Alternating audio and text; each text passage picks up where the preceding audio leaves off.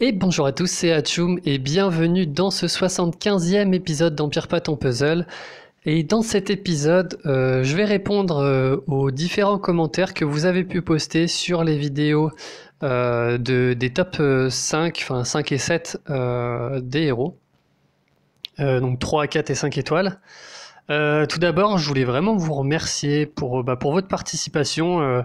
Là, je vois, j'ai 73 commentaires sur les 3 étoiles, une soixantaine et 90 pour les 5 étoiles. Bon, ça fait beaucoup de commentaires. Donc, merci beaucoup d'avoir joué le jeu à tous.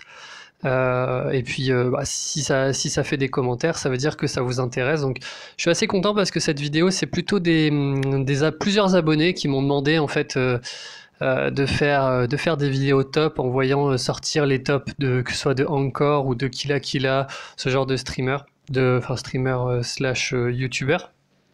Donc au début j'étais pas forcément ultra chaud, mais je me suis prêté à l'exercice et au final je pense que c'est vrai que ça peut être utile, à faire.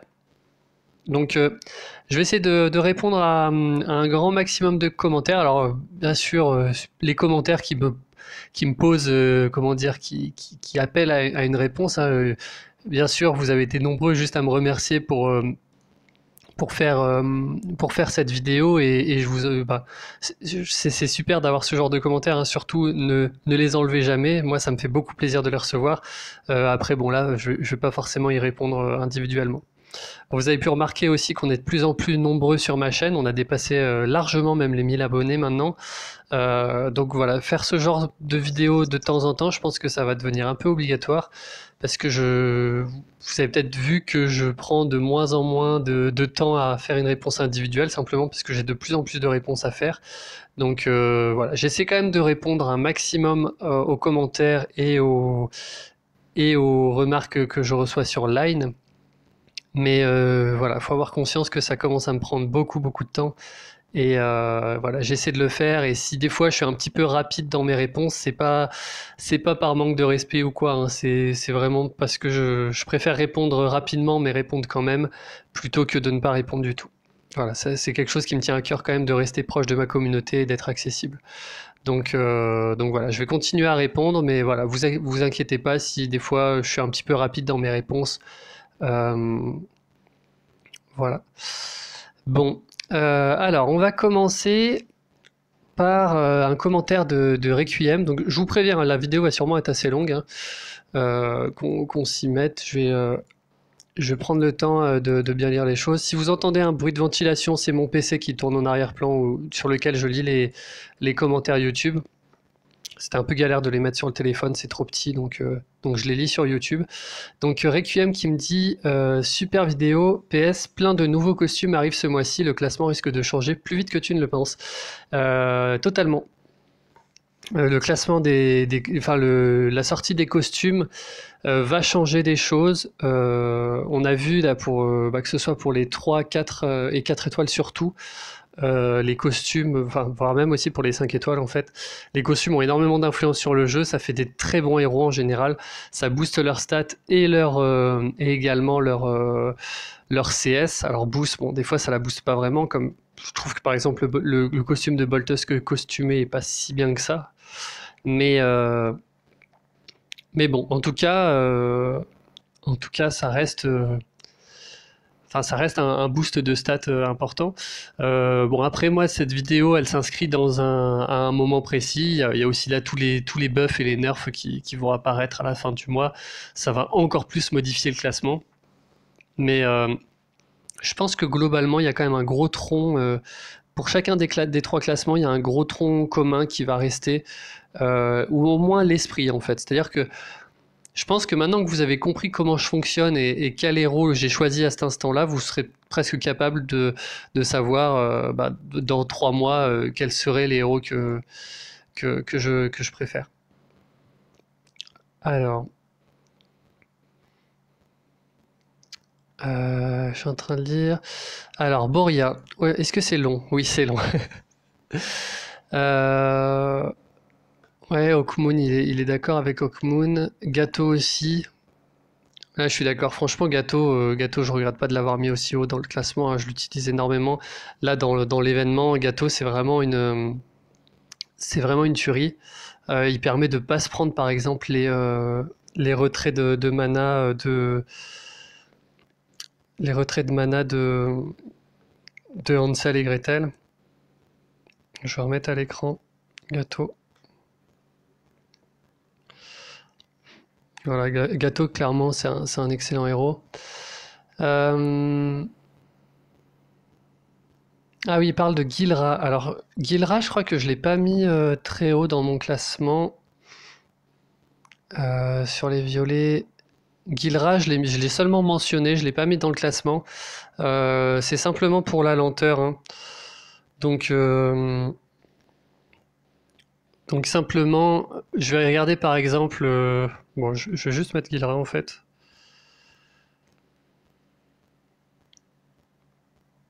Donc ouais, Gilra, c'est un héros qui est sympathique, hein, très clairement, mais je le voyais pas dans le top simplement parce qu'il est mana lente et c'est assez dur à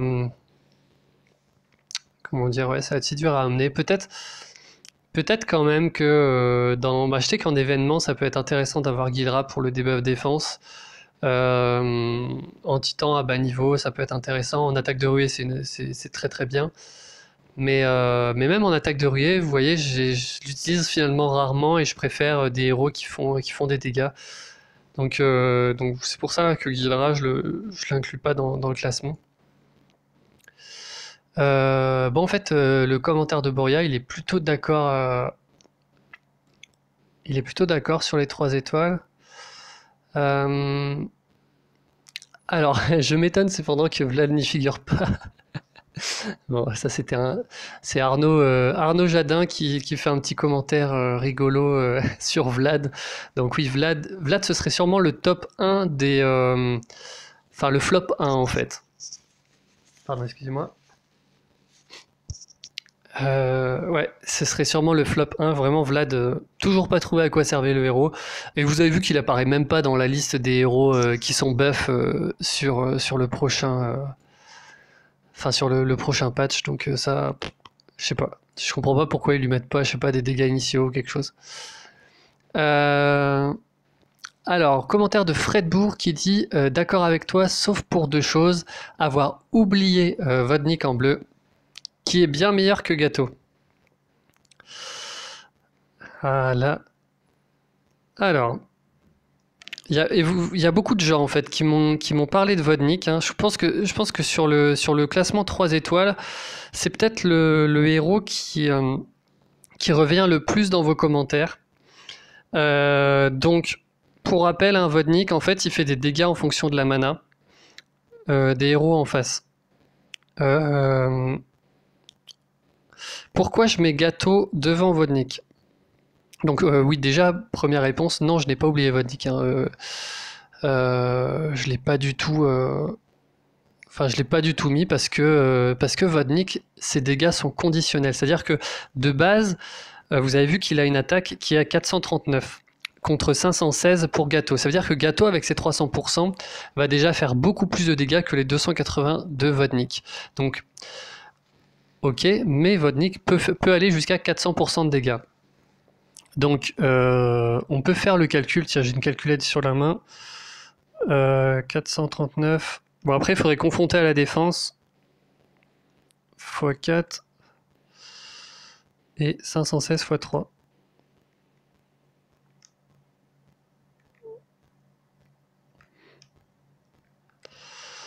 Donc, en fait, on se retrouve... En fait, si on arrive aux 400%, donc sur un perso qui a la mana max, on arrive à 1756, donc qui va après falloir pondérer avec la défense de l'adversaire, alors que sur Gâteau, on est à 1548. Donc c'est pas tant que ça, parce que ça va être énormément pondéré par la défense, et c'est très rare en fait de taper avec Vodnik quelqu'un qui est full mana. Surtout, moi j'ai pas mis Vodnik parce que je l'utilise pas du tout en événement. Pourquoi? Parce qu'en événement, j'ai besoin de héros qui fassent des dégâts aussi sur les sbires. Il y a des fois où j'ai besoin d'éliminer un sbire, et là Vodnik va à 100% faire moins de dégâts qu'un Gâteau.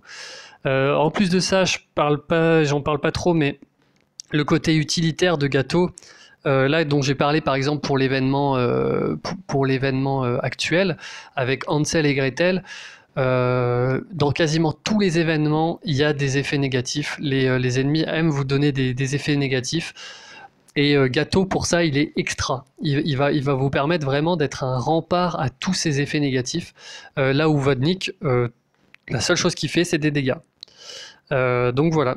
Que ce soit d'un point de vue des stats, de la CS ou même des dégâts, je préfère Gâteau. Alors ensuite, on peut regarder un petit peu dans le top. Qui est-ce que j'ai mis d'autre dans le top bleu?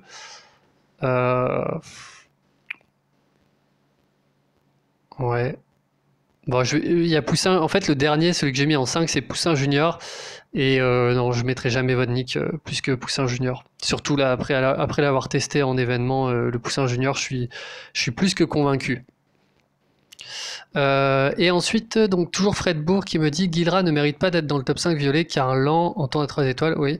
Donc effectivement, Guilra ne mérite pas d'être dans le top 5. Je l'ai mis en mention. Je l'ai mentionné, Guilra. Je l'ai pas mis dans le top 5.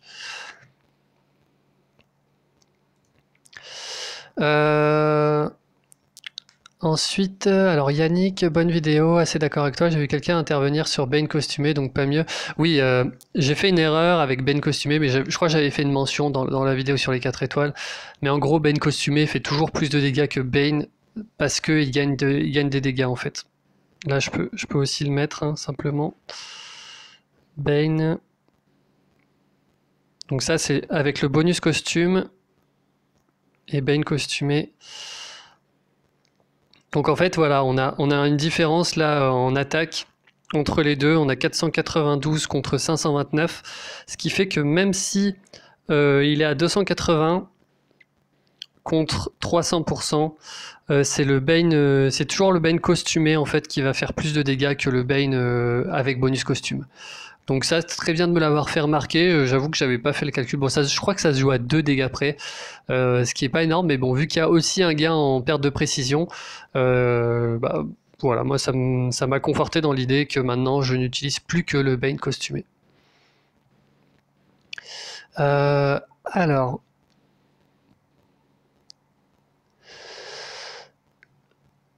Bon, après, j'ai beaucoup de commentaires qui me remercient, ça c'est toujours sympa, hein.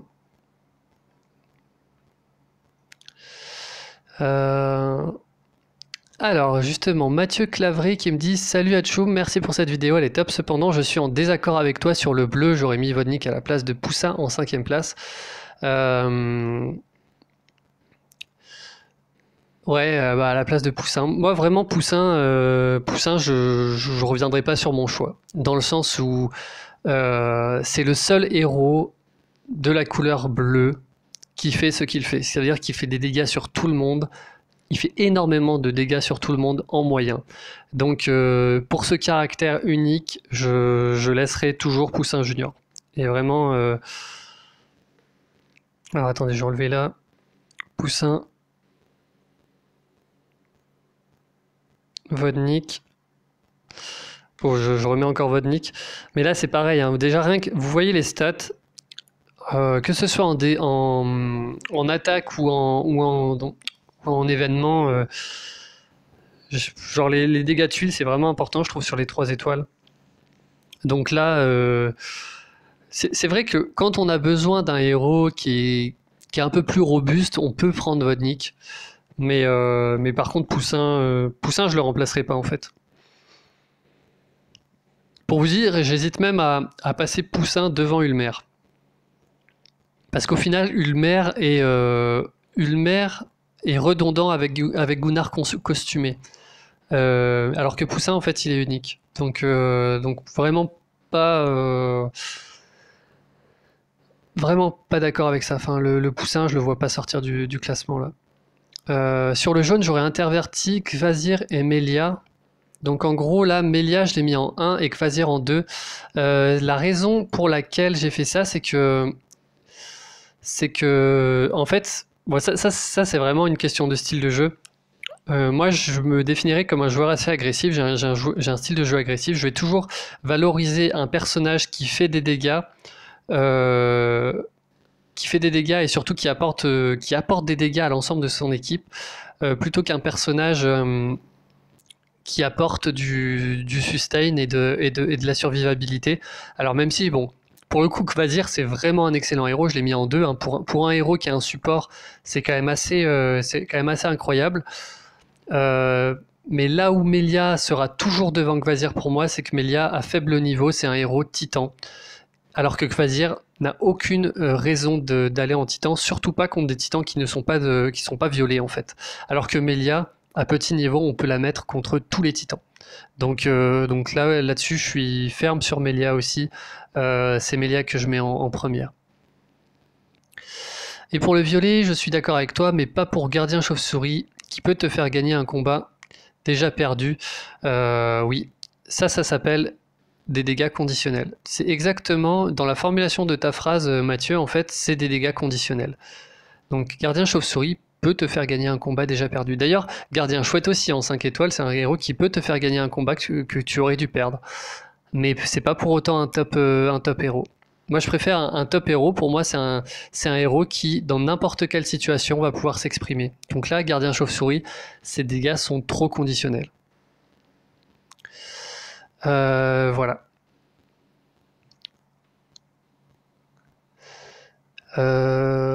William Zorzetto, une vidéo avec analyse des costumes serait top, mais tu l'as sûrement déjà prévu. Je l'ai surtout déjà faite. Hein. Tous les costumes, je les ai déjà analysés, les costumes qui existent. Donc n'hésitez pas à les piocher aussi dans mes anciennes vidéos. Hein. Je sais qu'il y a beaucoup de gens qui posent qui mettent des commentaires en me demandant de faire des vidéos qui en fait existent déjà. Donc n'hésitez pas à aller vous balader. Normalement, les titres sont plutôt clairs des vidéos. C'est juste qu'il commence à y en avoir beaucoup. J'ai conscience de ça. Hein.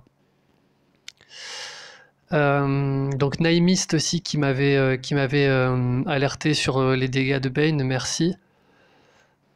Alors, Espada Normand qui me dit pourquoi ne pas mettre Berden en vert car il fait pas mal de dégâts ou tu l'as remplacé par Mnesseus. Donc là, ça c'est intéressant.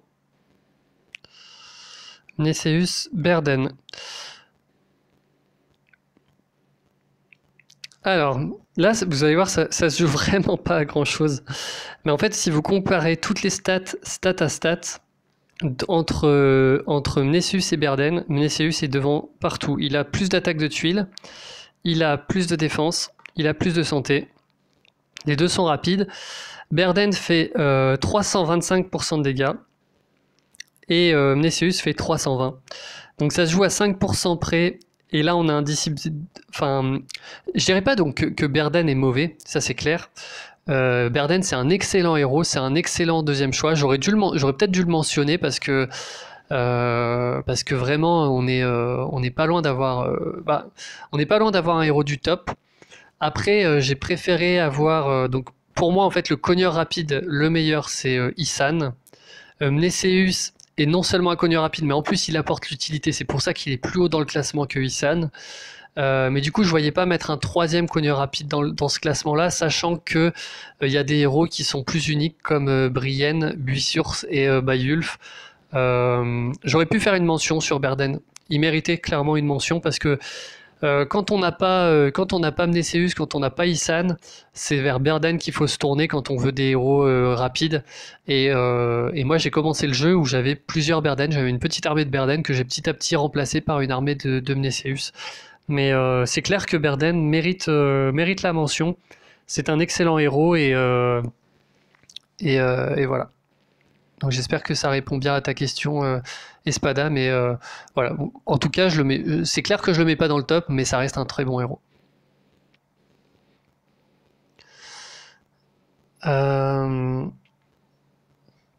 Alors Mérémias qui dit par contre j'ai un doute sur Melia, elle est très bien, c'est pas la question, mais je sais vraiment pas quel chemin lui faire suivre en emblème. Ça c'est intéressant. Les emblèmes sur les 3 étoiles, ça dépend vraiment de ce que vous visez en fait. Si vous visez des performances en tournoi raid, essayez de bien voir quels héros sont forts dans tous les tournois raid pour mettre des emblèmes. Et emblémez-les en défense si vous voulez que ce soit vos héros plus défensifs.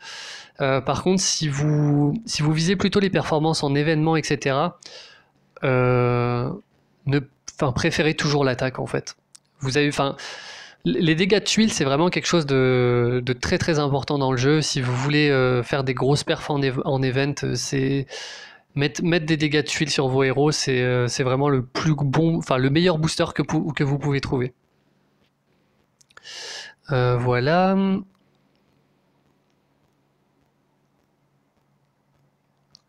Alors Arnaud Pelmar qui me dit salut Abchou, merci pour le temps que tu prends à exposer des vidéos complètes et intéressantes. Je voulais juste faire une précision sur Beowulf qui a la possibilité de se faire retirer son debuff si on lui enlève avec un Tyrum costumé ou autre avant la fin des 4 tours. Ça c'est un très très bon commentaire, très très bon tips. C'est vrai que je l'ai pas mentionné dans la description du top. Mais c'est pas comme les poussins, etc. Enfin, comme poussin junior et le lapin, c'est pas des buffs qui sont non dissipables, c'est un buff qui peut être dissipé, effectivement. Donc même Gilra, par exemple, peut le dissiper. Donc c'est intéressant, ça peut faire des combos sympathiques. Surtout pour les gens qui jouent en 3-2. Moi je sais qu'en tournoi raid par exemple, je joue beaucoup en 3-2 et vu que j'ai envie d'utiliser Beowulf quand je l'aurai, parce que je crois que je l'ai toujours pas, je peux vous assurer que c'est ce genre de petits combos que je vais faire. Alors, commentaire de Le Chenaps, que je comprends toujours pas, qui me dit 1080 pixels, c'est possible. Je sais pas si tu veux des vidéos de Empire & Puzzle en 1080 pixels, mais j'en vois pas beaucoup l'intérêt. Moi, je préfère avoir des vidéos qui ont un petit format. Enfin, qui n'ont pas forcément une qualité de ouf et pouvoir faire des longues vidéos plutôt que de prendre de la qualité en fait. Enfin, franchement, ça sert à rien de voir les détails de tous les héros. Sachant que ça me fait surtout perdre du stockage sur mon téléphone portable qui est assez limité. Bref.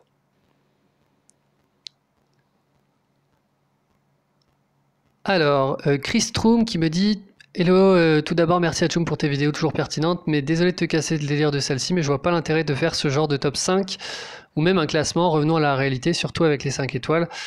Bonne chance pour ceux qui voudront tous les héros du top 5. Le but de ces vidéos, ce n'est pas de demander, enfin de pousser tout le monde à avoir les héros du top 5. Hein. C'est simplement faire un état des lieux du jeu en fait. C'est juste une analyse du jeu. Et il y a peut-être des gens qui ont des héros du top 5 et qui se rendent même pas compte que ce sont des excellents héros. Donc c'est plutôt pour ce genre de choses que j'ai envie de faire cette vidéo. Et puis aussi pour l'analyse du jeu, savoir de quoi est-ce qu'on a peur aussi dans les équipes en face. Donc et puis bon, autant pour les 5 étoiles, le commentaire ok, mais pour les 3 et 4 étoiles, je peux vous assurer qu'au bout d'un an de jeu, vous allez en avoir beaucoup des héros du top 5, 3 et 4 étoiles. Vraiment. Bref.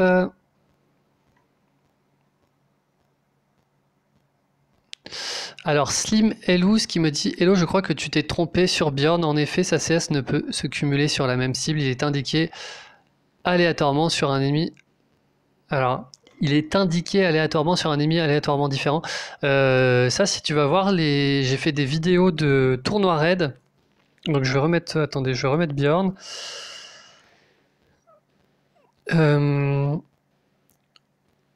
J'ai fait des vidéos de tournoi raid où j'utilise Bjorn et dans certains cas, ça peut lui arriver de taper 2 fois la même personne. En fait, le jeu ne fait pas... attendez, je relis la CS. Il inflige 200% de dégâts à la cible et il affiche 350% de dommages à un ennemi différent aléatoire. Ah ouais, en fait, t'as raison. Ok. Bon, désolé. Exact. Mais je crois par contre que s'il ne reste qu'un ennemi, ça attaque 2 fois le même. Mais ah ouais, différent aléatoire. Je suis persuadé que dans mes vidéos tournoi raid, ça m'est arrivé de taper 2 fois le même. Donc je dois me tromper. Bon, en tout cas, bon, c'était marrant parce que je voulais répondre en disant que j'avais raison et que tu avais tort, mais apparemment c'est toi qui as raison. Donc je vais retester ça. Merci pour le commentaire, je retesterai ça. Et puis bon, ça n'empêche pas dans tous les cas la puissance de Bjorn. Mais du coup, ça permet de se dire, bon, on a plus intérêt à ne pas viser un jaune dans tous les cas avec la CS, de manière à avoir des chances que que le ricochet, entre guillemets, tombe sur un jaune pour faire des dégâts supplémentaires. Sachant que ouais, 350% de dégâts, c'est monstrueux. Alors, commentaire de Ziel qui me disait pour Bane, encore une fois.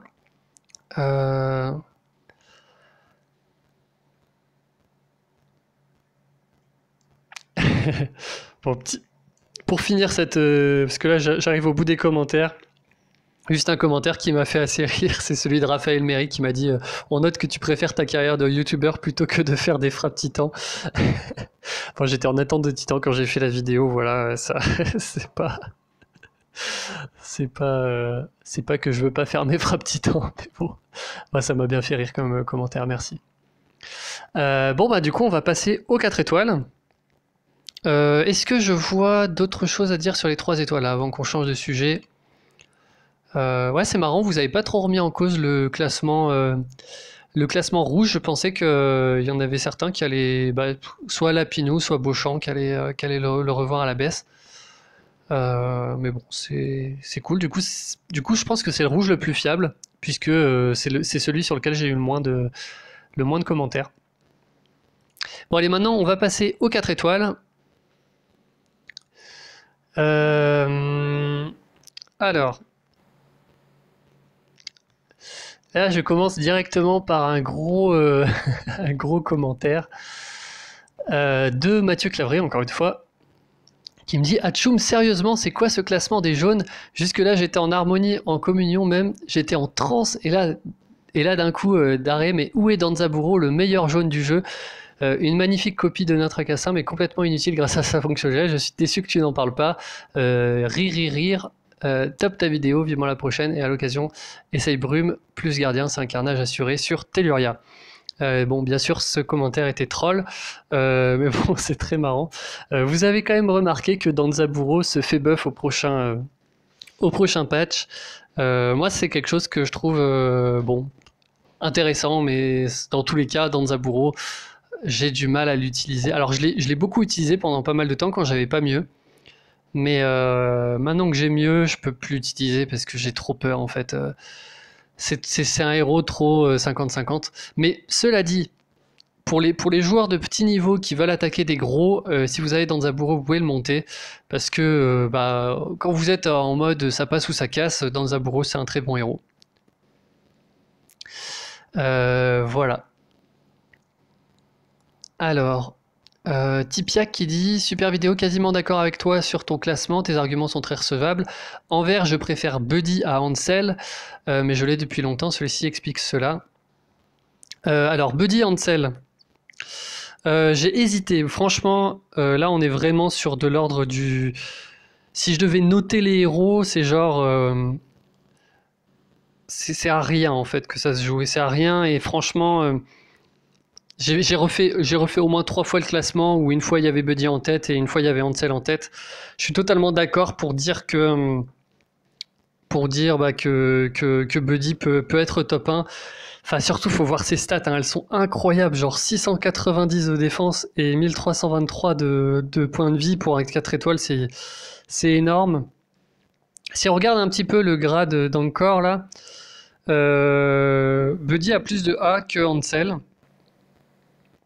Pourquoi moi j'ai mis Ansel en premier? Parce que je trouve que dans le contexte actuel, contre Telluria et contre globalement les tanks moyens, Ansel peut être vraiment fort parce qu'il est rapide.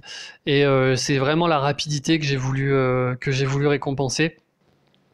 Aussi, on peut noter que Ansel a plus de cohérence avec sa classe. Il est ecclésiastique, ce qui lui permet de, lui, par exemple, esquiver les effets de mana. Alors que Buddy est Ranger, alors que ça lui apporte pas grand chose d'être Ranger, puisqu'il fait pas beaucoup de dégâts. Donc une plus grosse cohérence en fait au niveau des emblèmes chez Ansel et un héros rapide, c'est ça que j'ai voulu récompenser. Après honnêtement, si on dit que Ansel est à 20 sur 20, Buddy est à 19,9 et ça on est vraiment dans le détail. Donc commentaire totalement pertinent, hein. Je pense que les deux sont extrêmement proches. En jaune, je signe les yeux fermés pour Brune, ok. Au dernier tournage, j'ai associé Gardien Chacal et Xu. Bon, de toute façon, Gardien Chacal, je pense que personne ne remettra en cause en fait que Gardien Chacal est un des meilleurs 4 étoiles du jeu. Et malgré ça, je crois que je l'ai mis top 2, hein, je l'ai pas mis top 1, mais bon, c'est quand même un héros plus spécifique que par exemple que Brume, hein, c'est pour ça. Mais Gardien Chacal, c'est vraiment un monstre. Alors peut-être un peu moins d'accord avec toi sur le classement vieux, c'est toujours Tipiak hein, qui fait... on est en train de lire le commentaire de Tipiak. Peut-être un peu moins d'accord sur le classement bleu, mais tu as bien justifié tes choix. Qu'est-ce qu'il y avait sur le classement bleu? J'avais mis Sonia, Grimm, Meyerwave. Alors, ouais, bon, on va y retourner après, parce que je pense qu'il y a beaucoup de gens qui ont fait des commentaires sur Meyerwave. Mais voilà. Je pense que j'ai peut-être surestimé Meyerwave. Après, le héros reste excellent, hein, ça, j'en ai aucun doute. Je sais qu'il y a beaucoup de gens qui utilisent Meyerwave en événement, parce que avec le cumul, en fait, ça fait beaucoup de sens en événement. Sur tous les raids qui vont durer longtemps, le cumul est vraiment, vraiment insane. Ça vous fait en plus gagner des dégâts de tuiles, etc. C'est vraiment fort. Le héros a quand même des stats assez équilibrées. Il y en a certains qui disent que c'est une chips, mais il a assez de points de vie pour compenser son déficit de défense. Moi, j'aime bien quand même le héros, hein. Voilà. Bon, Tipiak qui finit par dire dommage qu'on t'ait pas aperçu pour le live hier soir. En fait, on m'a aperçu, hein. Regardez la vidéo et vous verrez que il y a un moment où on m'aperçoit. Mais c'est vraiment littéralement apercevoir, quoi.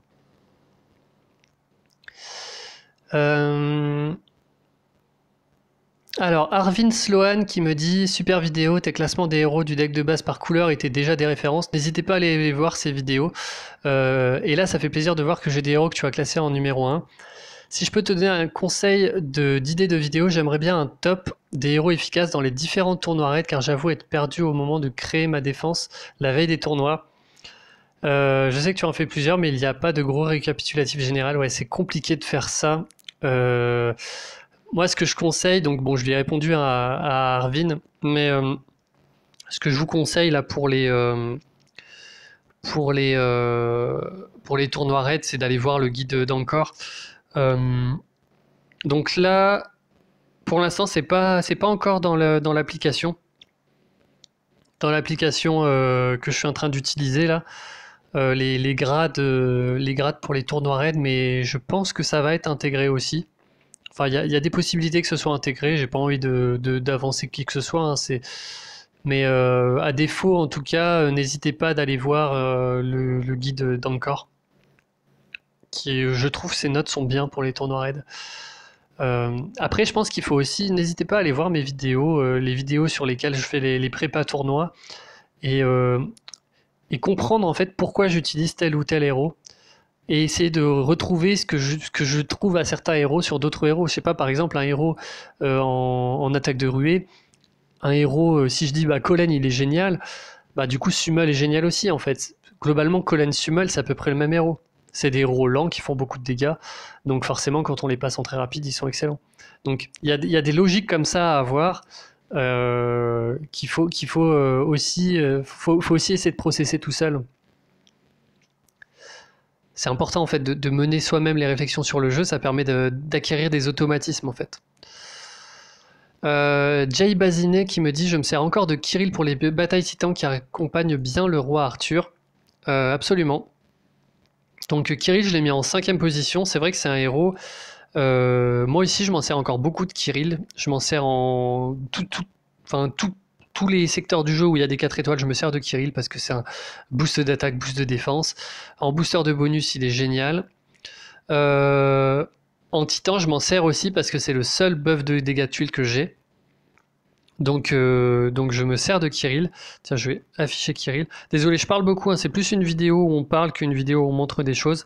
Je vais quand même montrer Kirill pour ceux qui l'ont pas. C'est vrai, hein, vous avez vu au niveau des grades, Kirill c'est vraiment un héros très très intéressant. Donc je suis d'accord. Peut-être après réflexion, peut-être que Triton et Kirill pourraient aller devant Meyerweave dans le classement. Mais je pense que Meyerweave doit quand même apparaître dans le classement. Mais peut-être en 5 au lieu d'en 3. Ça, je suis assez d'accord.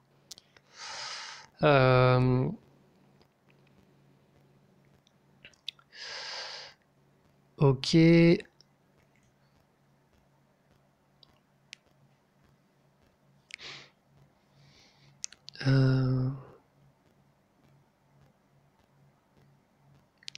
Alors, Lord Guinness qui dit une nouvelle fois, un grand merci pour cette fine comparaison. Je pense que tu as changé la vision que j'avais des costumes que je n'ai noté sur aucun de mes héros. Ça change surtout rien. Donc ouais, vraiment les costumes, faut pas hésiter. Même, bon, ça dépend à quel niveau. Quand vous êtes débutant, faut faire attention avec les costumes. C'est beaucoup d'investissement pour un héros. Enfin, c'est pas un héros supplémentaire que vous avez, c'est juste une amélioration d'un héros. Donc faut faire attention parce que si vous avez besoin d'équipes de guerre, il faut mieux faire d'autres héros plutôt que de faire des costumes. Par contre, quand vous avez déjà 5 équipes de guerre qui sont, enfin 6 équipes de guerre qui sont bien remplies, avec des héros, comment on appelle ça, enfin des héros montés quoi, maxés, nécessairement, on va chercher d'abord à remplir ses équipes de guerre que à perfectionner ses héros. Mais clairement, les costumes, là, je voulais simplement en même temps, mais du coup, ça m'a déconcentré sur ce que je disais, comparer Boltusk et Boltusk avec le bonus costume. Voilà, c'est juste un boost de stats. Hein. Vous avez un boost de stats. C'est c'est des boosts qui sont aussi importants que ceux des emblèmes. Et ça vous coûte, entre guillemets, que des ressources. Ça vous coûte que peu de matériaux d'évolution. Je crois pour les 4 étoiles, il n'y a même pas de matériaux d'évolution 3 étoiles. Donc c'est que des ressources en fait. Donc quand vous êtes petit niveau, vous avez beaucoup besoin des ressources pour vous monter des teams de guerre, faites ça en priorité.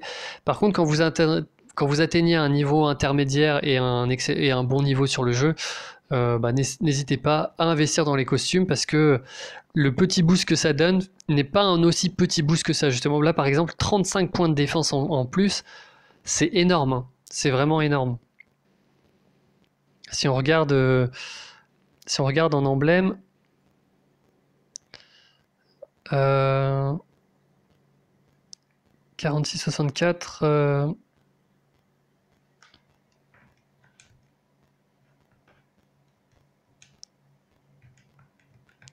Pardon. Pardon, je regardais un autre truc en parallèle. Mais globalement, ouais, c'est quasiment. C'est plus fort qu'un niveau d'emblème, quoi. C'est quasiment 2 niveaux d'emblème. Là, j'ai. Voilà. C'est parce que là, ça fait combien? Ouais, c'est ça, hein, ça fait 35 points de plus, ça fait quasiment 2 niveaux de défense d'emblème. Donc ça veut dire l'équivalent d'un héros qui a été emblémé à peu près à 8, je pense, 8, 9. Donc vraiment, les costumes sont excessivement importants dans le jeu et c'est un bon investissement pour les moyens niveaux. Alors, Xavier, salut, toujours top tes vidéos, ton classement fait plaisir quand on voit des héros de base, puisqu'en invocation, je suis pas chanceux pour avoir du 4 étoiles pendant les saisons. J'ai le costume de Rigard sans le héros, alors ça, c'est vraiment pas de chance. Les gens qui ont tiré les costumes avant d'avoir les héros, en fait, dans la première invocation costume, c'était possible d'avoir les costumes sans avoir les héros, et ça, c'est un peu con qu'ils aient mis ça. Moi, je trouvais que c'était un peu ridicule. D'accord avec Wukong, je mets partout, même en défense, faute de mieux en jeu de 4 étoiles, je suis assez d'accord. Je finis le costume de Sonia et je monte vite Meyerweave. Ouais, vraiment Xavier, t'as quand même des bons héros sous la main. Hein. C'est vrai que on a tendance à faire l'éloge toujours des héros d'événements, etc. Parmi les héros de base, il y en a des excellents, surtout maintenant où où on a, comment dire, des costumes. Et là, il va y avoir encore une nouvelle vague de costumes avec des nouveaux costumes qui vont sortir. Donc, d'autant plus de héros qui vont être utilisables. Donc, vraiment très très intéressant. 2 secondes. Voilà, désolé. Alors, Jean-Claude Duss, il dit qu'il est plutôt d'accord avec moi. Merci. Alors ouais, William Zorzetto qui me dit Hello, encore merci pour ta vidéo et tes analyses. Je suis assez d'accord pour Kaedmon. Quand il aura son costume, il méritera d'entrer dans le top 5. Ouais, très certainement. Très certainement, vu ce qu'ils ont fait sur le costume de Mélandor, si Kaedmon a un costume aussi utile, franchement. Par exemple, il pourrait s'inspirer pour le costume de Kaedmon de ce qu'ils ont fait sur Tyrom.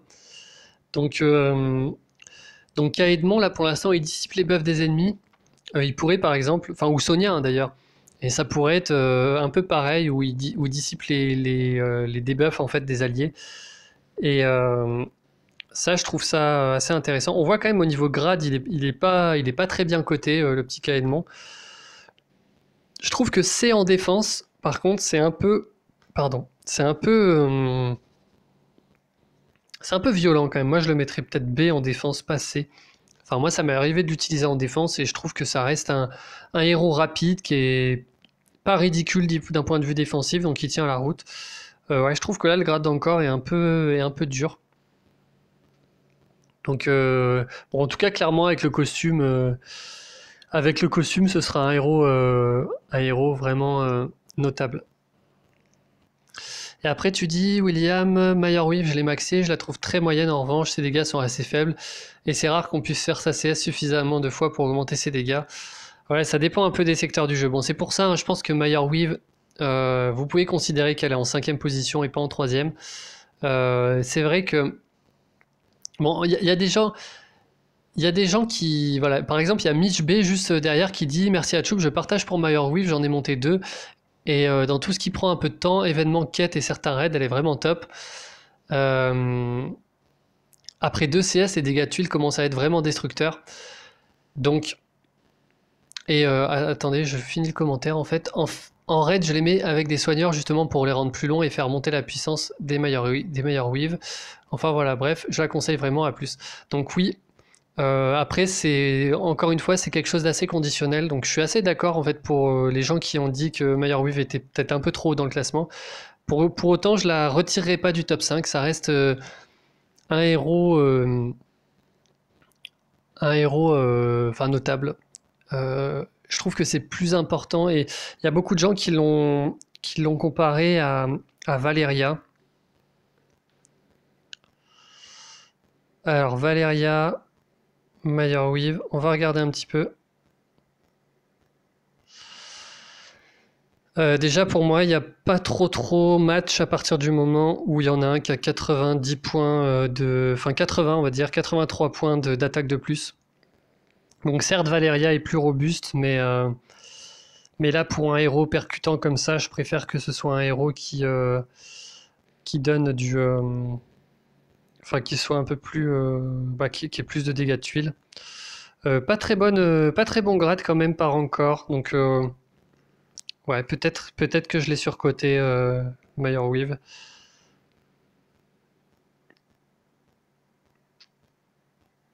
Là, on a 235% de dégâts à la cible et un dot.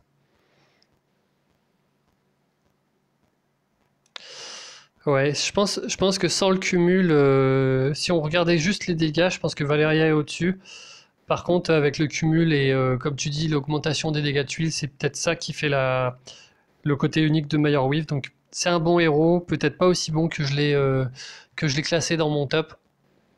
Mais bon, c'est bien justement le fait de faire un top, et je vais pas refaire une vidéo où je vais refaire mon top en prenant en compte ce genre de commentaires.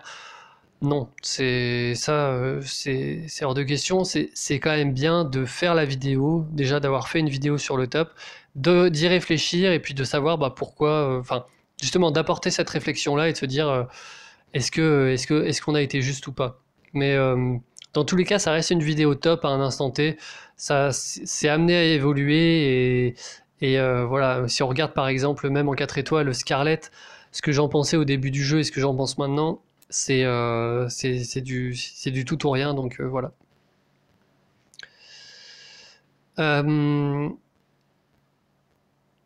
Mais bon, pour Bayern Weave, je répète, hein, ça a été dans les commentaires, c'est vraiment très,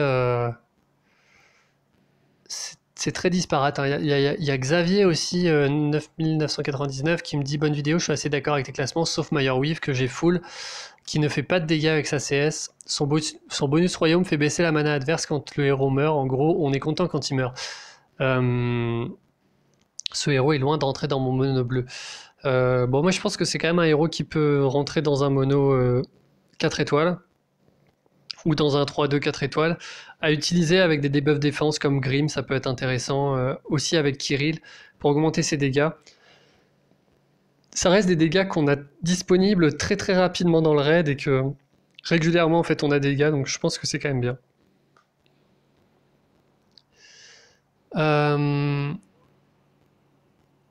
Alors Jason Moore qui dit « Salut, comme d'habitude, tes vidéos sont très bien argumentées. Globalement, je suis d'accord avec toi, sauf peut-être les héros de pack où les malus peuvent jouer des tours en bataille. » Alors, dans le top 4 étoiles, en termes de héros... alors, je crois qu'il y a Lenel, ça c'est sûr. Ainsi que... Jack. En fait, dans beaucoup de cas, un héros, il va avoir besoin de faire sa CS une fois pour être vraiment... Enfin, le héros est rentabilisé s'il fait son pouvoir une fois. Lenel, c'est vraiment le cas. Hein, elle a sa mana rapide, donc on a son pouvoir disponible très tôt, et après c'est à nous de choisir quand est-ce qu'on l'utilise. Quand est-ce qu'on a besoin d'un soin de 40%. C'est vraiment un soin qui est très conséquent. Donc oui, c'est un héros qui a ce malus qui peut se geler pendant 2 tours, mais si on l'utilise intelligemment, le malus peut être peut largement être contré. Donc moi je laisse Dame Lenel, c'est sûr, en jaune. De toute façon, la couleur jaune est tellement... Et pas vraiment, il n'y a pas vraiment de compétition en jaune, hein. Je trouve que Brume et Chacal sont vraiment au-dessus du lot. Et Dame Lenel fait clairement partie du peloton arrière. Et ensuite, Jack Olièvre, qui est rapide. Et pareil, en fait. Donc, il reçoit moins 20 de défense, mais on s'en fout, en fait, il a fait des dégâts en rapide. Il a fait beaucoup de dégâts. Il a 743 d'attaque, donc 180%, c'est assez énorme. Hein. Si on va comparer avec... alors, je vais remettre Jack. Et je vais mettre Petit Jean. Alors, Petit Jean.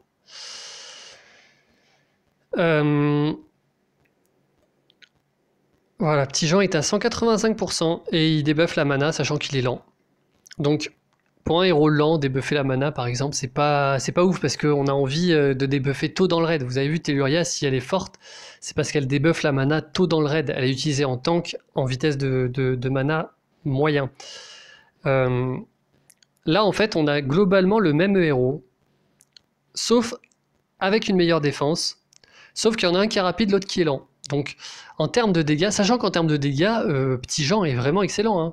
Faut pas négliger Petit Jean non plus. C'est simplement qu'il est lent. Donc, avoir en rapide un héros qui fait autant de dégâts, ça compense largement le fait qu'il ait un petit debuff de défense. Donc, pour te répondre, Jason Bourne, je trouve que voilà, moins 20% de défense pour un héros, c'est pas très très grave, quoi. Alors, Arnaud Pelmar qui me dit « Salut, encore une fois, merci pour tes vidéos. Je suis assez d'accord avec toi sur Brynhild et le fait qu'elle n'apparaisse pas dans le top, ayant des capacités assez précises, donc beaucoup moins polyvalentes. » Ça, ouais, ça aussi, ça a été dur pour moi, parce que Brynhild, c'est un héros qui est excellent, vraiment, c'est un excellent héros. Encore une fois, c'est un rapide, c'est une petite boîte à outils sympathique à avoir. Moi, je m'en suis servi là dans le tournoi un petit peu de ma Brynhild. Tournoi booster de Botus aussi. Mais Mais le problème, c'est qu'elle agit que sur 3 personnes, et du coup, je peux pas lui donner autant de poids que d'autres héros qui ont un impact plus global, en fait. Ah, pour rappel, hein, Brynhild, c'est ça. C'est un soin sur 37% sur 3 personnes. Par exemple, vous comparez avec Dame Lenel. Je préfère Dame Lenel quand même qui a un beaucoup plus gros soin, même si Brynhild a beaucoup plus d'utilité à côté, quoi. Donc voilà. Voilà pourquoi Brynhild n'apparaît pas dans le classement. Alors je continue sur le commentaire d'Arnaud. Alors, ouais, sans parler de sa cohérence avec Brume, ça je suis d'accord, hein, ils ont tous les deux la même famille. On peut pas cliquer sur la famille, ça c'est dommage.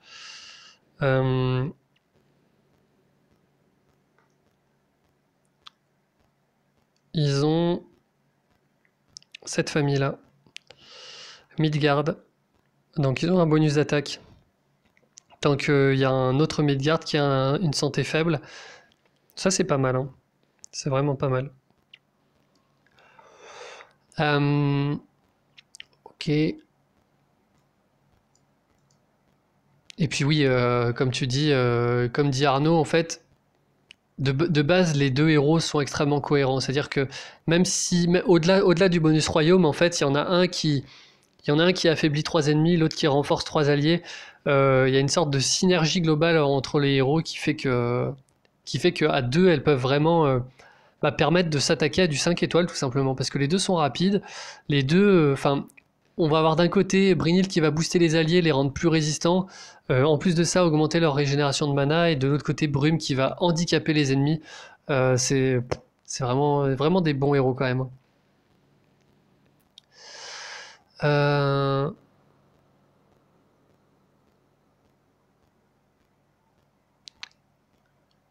Ok.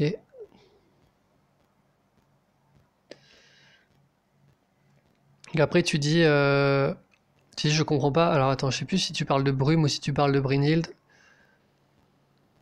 Ah non, je pense que tu parles encore de Brynhild. Tu dis donc un héros qui finalement met une fiabilité renforce sa défense, qui peut vite devenir assez frustrant à tomber avec les CS, qui peut éviter, qui est rapide quand on l'affaiblit et renforce l'attaque de toute l'équipe. Je ne comprends pas pourquoi je ne la vois que très peu en défense. Ouais, là c'est vraiment les stats, hein. C'est vraiment les stats. Elle n'est pas faite en stats pour aller en défense. Elle a que 605 de défense. Et, euh, et aussi, c'est compliqué quand même ce genre de pouvoir parce que ça peut se faire dispel. C'est pas. Les soigneurs en défense comme ça, même rapides, hein, ils risquent beaucoup de soigner le vide. Donc c'est pas. Voilà. Moi, j'irais pas non plus la mettre en défense. Vous avez vu encore, il lui met C en défense. Je suis assez d'accord avec ça. C'est vraiment pas le genre de héros que je mettrais en défense non plus, même pour sa CS. Je préfère avoir des héros plus percutants.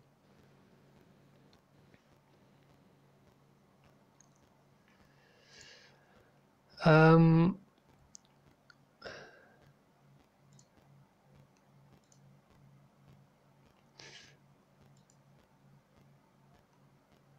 ouais, il y avait plein de commentaires sur lesquels j'avais pas mis de pouce bleu. Je suis vraiment désolé.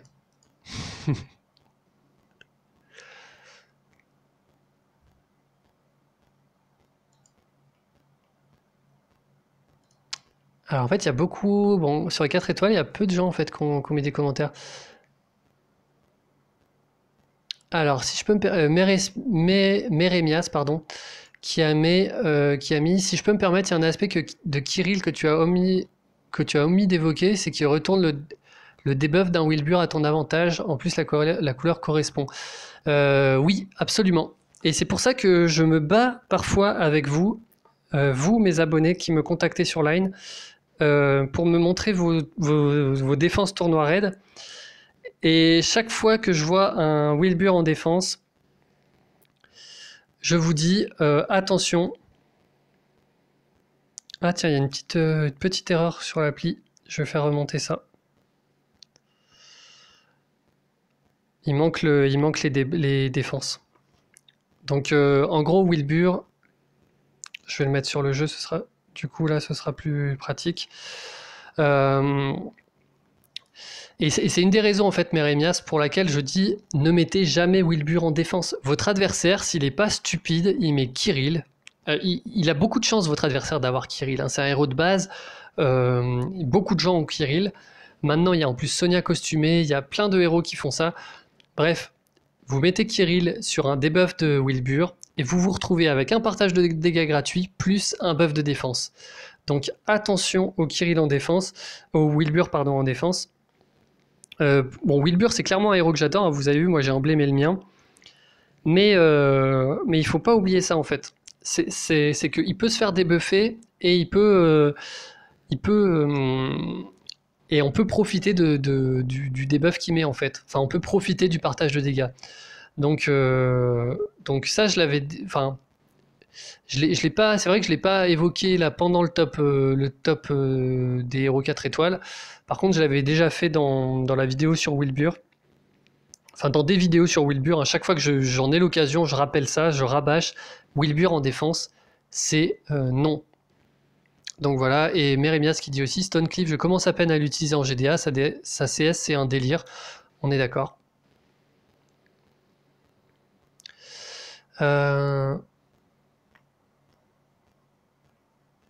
Ok. Alors, Game Maniac qui me dit super vidéo, pourquoi pas de cache-rec dans le top vert? Alors, autant te dire que si je mets pas Brynhild dans le top vert, je mets absolument pas cache-rec. Là. Cache-rec, en fait, cache-rec est excellent pour une chose dans le jeu. C'est tanker à faible niveau. C'est vraiment. Enfin, moi, je me rappelle de mes débuts dans le jeu. Cache-rec, c'est une plaie. Il est chiant parce qu'en fait, on a envie de mettre du rouge contre lui, mais il va faire sa CS. Du coup, nos rouges vont pas faire de dégâts parce que 94% de défense, c'est quand même assez monstrueux. Donc, c'est un bon tank bas niveau. Quand vous êtes, je crois que c'est en gold à peu près. En gold, il peut y avoir des cache-rec tanks. Maintenant, avec les emblèmes, je pense qu'un cache-rec full emblème défensif en tank, ça doit être insupportable à combattre. Par contre, personnellement, je ne l'ai jamais utilisé en attaque parce que j'en vois pas l'intérêt. Je vais pas utiliser du vert contre du rouge, donc je m'en fous d'avoir un debuff spécifique rouge en fait. Donc voilà, et puis en plus, il n'a d'impact que sur 3 héros. Donc voilà. Si j'avais à mettre un héros qui a de l'impact sur 3 personnes, je mettrais plutôt Brynhild que cache-rec.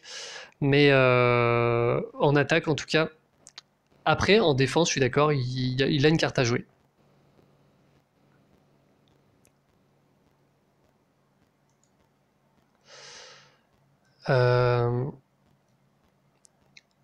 Alors, Paoluzzo qui dit moi, je suis plus que content de cette vidéo car on me rionnait quand je parle de Rigard contre Telluria. Tu nous saoules avec ton regard. Ouais. Bah, c'est clair que Rigard, surtout costumé contre Telluria, c'est fort. Alors, il faut avoir les 18 pour le charger, mais de toute façon, on n'a pas beaucoup d'options hein. Contre Telluria. Des soigneurs rapides, il n'y en a pas énormément dans le jeu. Et franchement, contre Telluria, entre un Rigard costumé emblémé et une Vivica, je préfère Rigard costumé emblémé. Peut-être pas non emblémé quand même. Quoique, mais ça peut se négocier, hein, parce que le fait de gagner de la mana, en fait, enfin, le fait de mettre des héros qui sont plus rapides en mana, c'est vraiment important contre Telluria.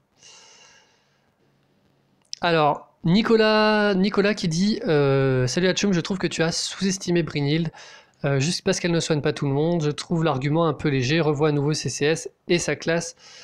Et imagine-la emblémée.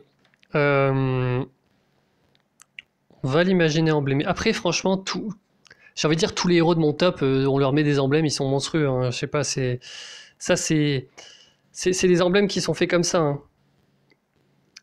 Là, imaginons que je l'emblème. Tac, tac, tac, tac. Plutôt de la défense hein, sur un soin. Là, ça sert à rien d'aller chercher le bonus mana. Donc, je préfère à la limite prendre ça. Après, là, il y a un bouclier. Ouais, bon. Exceptionnellement, on va mettre un bonus mana. On va se dire que avec sa génération de mana, peut-être que ça lui fait gagner une tuile. J'ai pas fait le calcul. Ok. Ok. Ok. Donc voilà, je viens d'imaginer le héros emblémé. 715, 713, 1355. C'est assez polyvalent. Bon, bref. Non, je pense pas que ça rentre dans je pense pas que ça rentre dans le top. Je pense pas que ça rentre dans le top. C'est qui mon dernier du top vert? Mon dernier du top vert, c'est Jack. Ouais. Ben Jack emblémé. On va regarder ce que ça fait un Jack emblémé.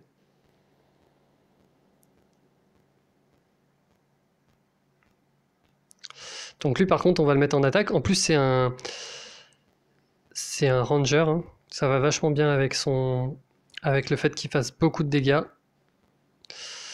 Là, on n'a clairement pas besoin de la mana. Toc, toc, toc, toc. Peut-être que si c'était mon Jack, je mettrais un petit peu plus de défense quand même. Mais voilà. Ouais, pour moi, il n'y a pas photo. C'est-à-dire là, j'ai un héros à droite qui a d'énormes dégâts de tuiles, qui peut faire énormément de dégâts sur quelqu'un. À gauche, j'ai un héros polyvalent qui va avoir de l'impact que sur 3 personnes. Donc ça change pas le fait en fait que la CS a que de l'impact sur 3 personnes. Donc je suis pas forcément d'accord avec le fait de mettre Brynhild plutôt que Jack par exemple. Après il y a Peters. Peters, bah écoutez, moi je sais pas, dans mon équipe encore aujourd'hui, il y a des gens qui disent ah putain, je suis content d'avoir découvert Peters, c'est vraiment fort contre Telluria. Et oui, hein, gagner 3 tours contre Telluria, c'est assez génial. Donc je vais remettre d'ailleurs Peters pour vous le montrer. Peters qui fait des dégâts et qui réduit une cible au silence pendant 3 tours, c'est vraiment fort pour moi. Et on voit hein, d'ailleurs au niveau des grades, il est meilleur que Brynhild, hein, au niveau des grades 7DD. Donc voilà, on va dire que c'est partagé, on va dire que Encore est d'accord avec moi, sans être trop arrogant.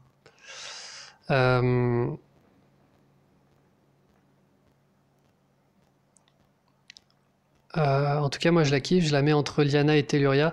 Ouais, je suis d'accord que Brynhild est bien.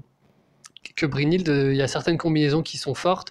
Ça s'utilise très bien aussi contre Telluria. Mais c'est trop situationnel pour moi. Et ah tiens, et tu demandes aussi, pardon, j'ai pas répondu à ça. Justement, est-ce que tu l'emblèmerais max niveau 20 qui est à 4% de critique? Ça c'est une bonne question. Est-ce que par exemple sur Brynhild, je mettrais est-ce que je mettrais le bonus critique? Je trouve qu'il est cher. Il coûte 120 emblèmes. 120 emblèmes pour 4% de critique, non, je m'arrêterai au niveau 19.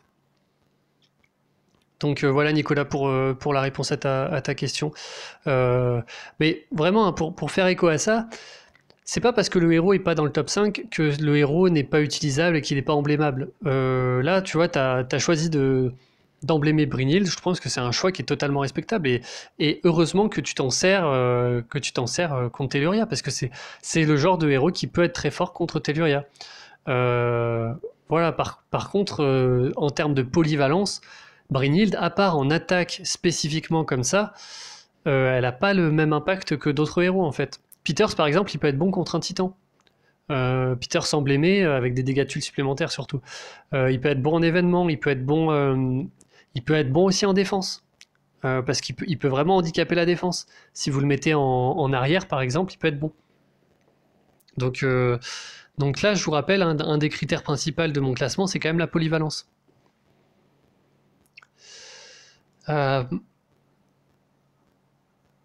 Alors ensuite, Fredbourg qui dit j'ai maxé Mayor Weave, je le regrette, il ne mérite pas. Ok. Ouais bon. Je pense que moi quand j'aurai Mayor Weave, je m'empresserai de maxer et de voir ce que ça donne, mais voilà. Peut-être que il faudrait que j'utilise un peu plus le héros pour me faire une vraie opinion. Donc c'était un peu. Voilà, le fait de la faire apparaître dans le classement, c'était peut-être un peu too much. Squall qui dit assez d'accord avec toi sur l'ensemble, belle analyse, je mets un bémol à Peter, sa CS aurait dû être 4 tours à la place de 3, ça le rend compliqué à utiliser. Je trouve que 3 tours c'est déjà bien. Après, j'avoue que Peters, c'est pour ça que Peters pour moi est largement inférieur à Hansel. Déjà Hansel fait beaucoup plus de dégâts. Alors attendez, on va enlever ça, on va mettre Hansel, Peters. Oh, ça n'a pas marché. Hansel, Peters. En fait, il faut cliquer sur le héros. Je trouve que déjà, d'un point de vue des stats, Hansel est plus intéressant. Même s'il est plus... il est moins robuste, hein, ça c'est clair. Là, il y a 320 points de dégâts. Là, il y a 250 points de dégâts. Mais en fait, Hansel, il fait des dégâts à répétition et on peut... Quand on l'utilise en attaque, Hansel, on peut proc à peu près... On peut proc 2 fois, voire 3 fois sur un très rapide. C'est 21% de dégâts supplémentaires. Donc ça, je trouve ça assez fort. D'ailleurs, je trouve ça un peu bizarre que ce soit écrit 21% de dégâts. Je pense pas que ce soit 21% des 699, parce que ça fait beaucoup plus de dégâts que ça. Ça fait 100 et quelques dégâts. Enfin, 21%, c'est déjà qu'on dit que Mayor fait pas de dégâts, mais alors là, 21%, ce serait ridicule. Bon, on va avancer. Alors, Morgan Da Silva qui dit que penses-tu le Brynhild en tank 4 étoiles en GDA, bof. Mayor Whiff, si on arrive à faire durer, ça c'est Yannick qui dit ça. Si on arrive à faire durer, ça déchire. Donc voilà, c'est vraiment très disparate hein, sur Mayor Weave.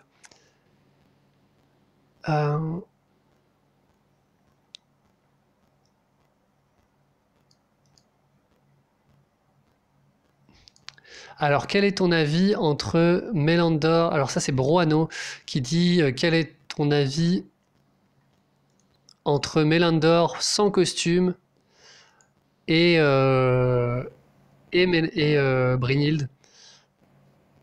Franchement, c'est compliqué.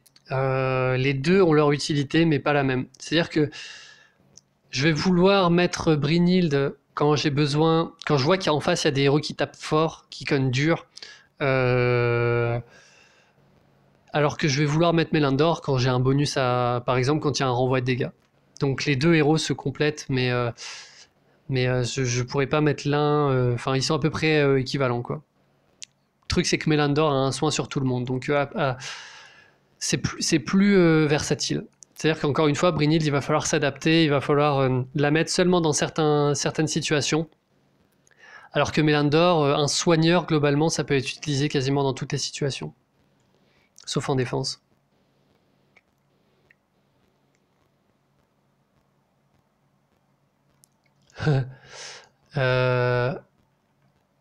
Alors il y a Yannick Tennessee qui dit purée, j'ai de la peine, je termine bientôt le costume de Tiburtus, ensuite je voulais m'attaquer aux autres violets à monter, j'ai Rigard et son costume, Proté, Stonecleave à monter, et je viens de tirer Frida et surtout Kageborado, alors je up quoi dans quel ordre? C'est compliqué de répondre à ça en fait. C'est vraiment compliqué de répondre qu'est-ce que j'up, sachant que je sais pas forcément ce que tu as déjà à côté. Bon ça je ferai sûrement une vidéo bientôt sur ça. Sur comment analyser son deck et comment identifier les priorités d'évolution. Ce qui est sûr c'est que Rigard costumé c'est une priorité absolue. Et c'est rapide à monter. Proté aussi ça peut être une priorité absolue. Frida et Kageborado tu auras le temps de les monter, c'est des 5 étoiles. Voilà, ça va te prendre trop de temps de les monter. En tout cas, si tu en montes un des deux, fais Frida en première puisque t'as pas de bleu dans la liste au-dessus. Et du coup, tu peux monter en parallèle Frida et un 4 étoiles violet. Mais 2 5 étoiles en même temps, c'est un peu chaud. Surtout si tu es à faible niveau.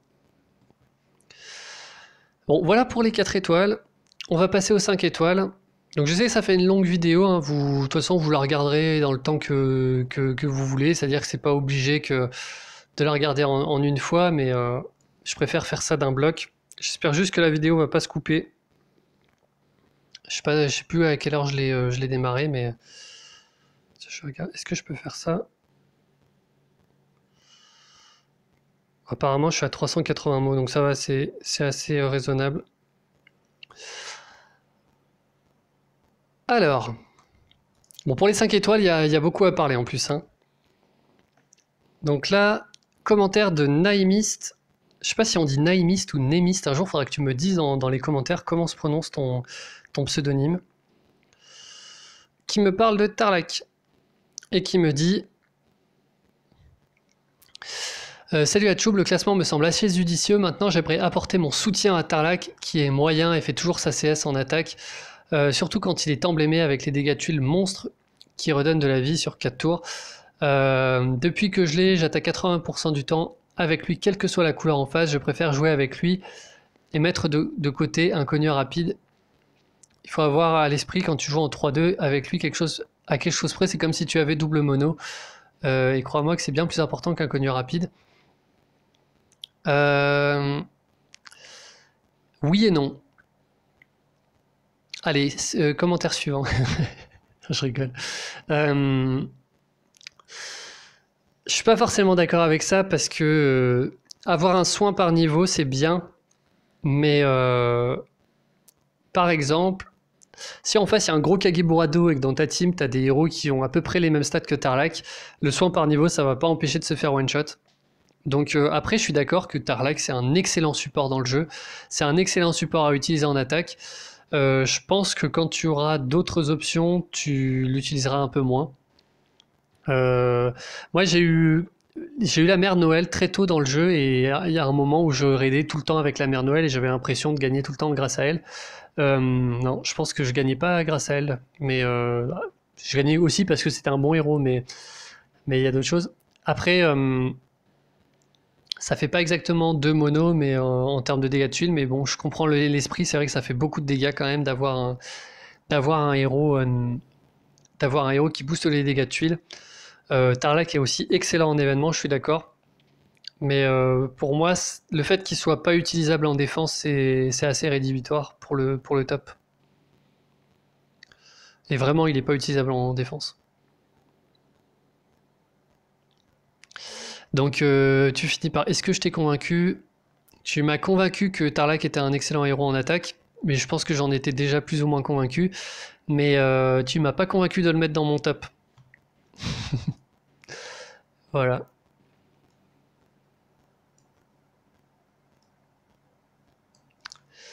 Après, c'est vrai qu'en Titan, c'est fort, hein, Tarlac.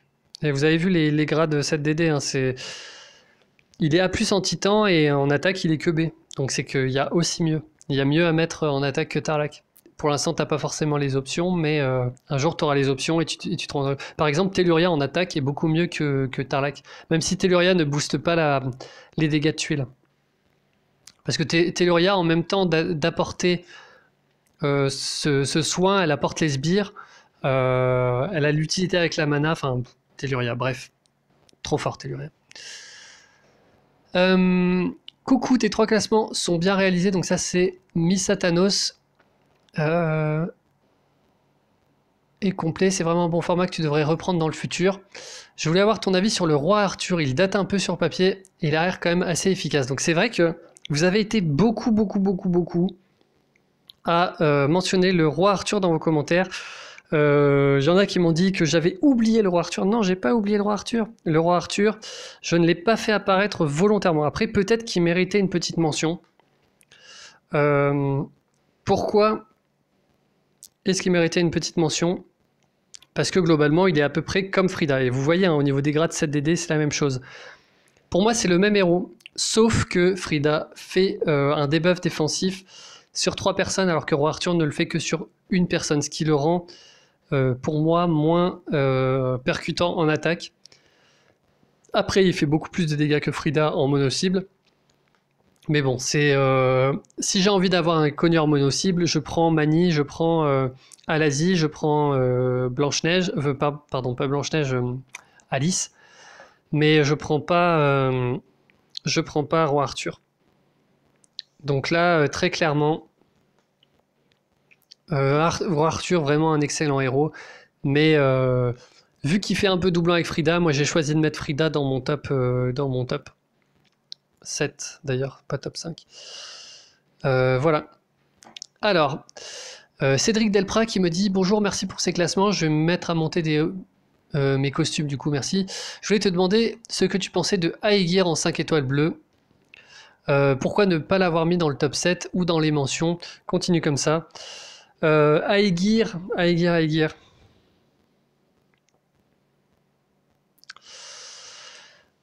Alors, j'aime beaucoup Aegir.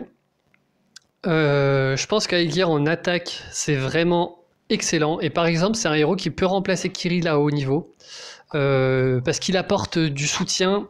Alors, il apporte pas de dégâts, mais par contre, il apporte beaucoup plus de soutien que Kirill, de survivabilité. Le soin au final qu'il apporte via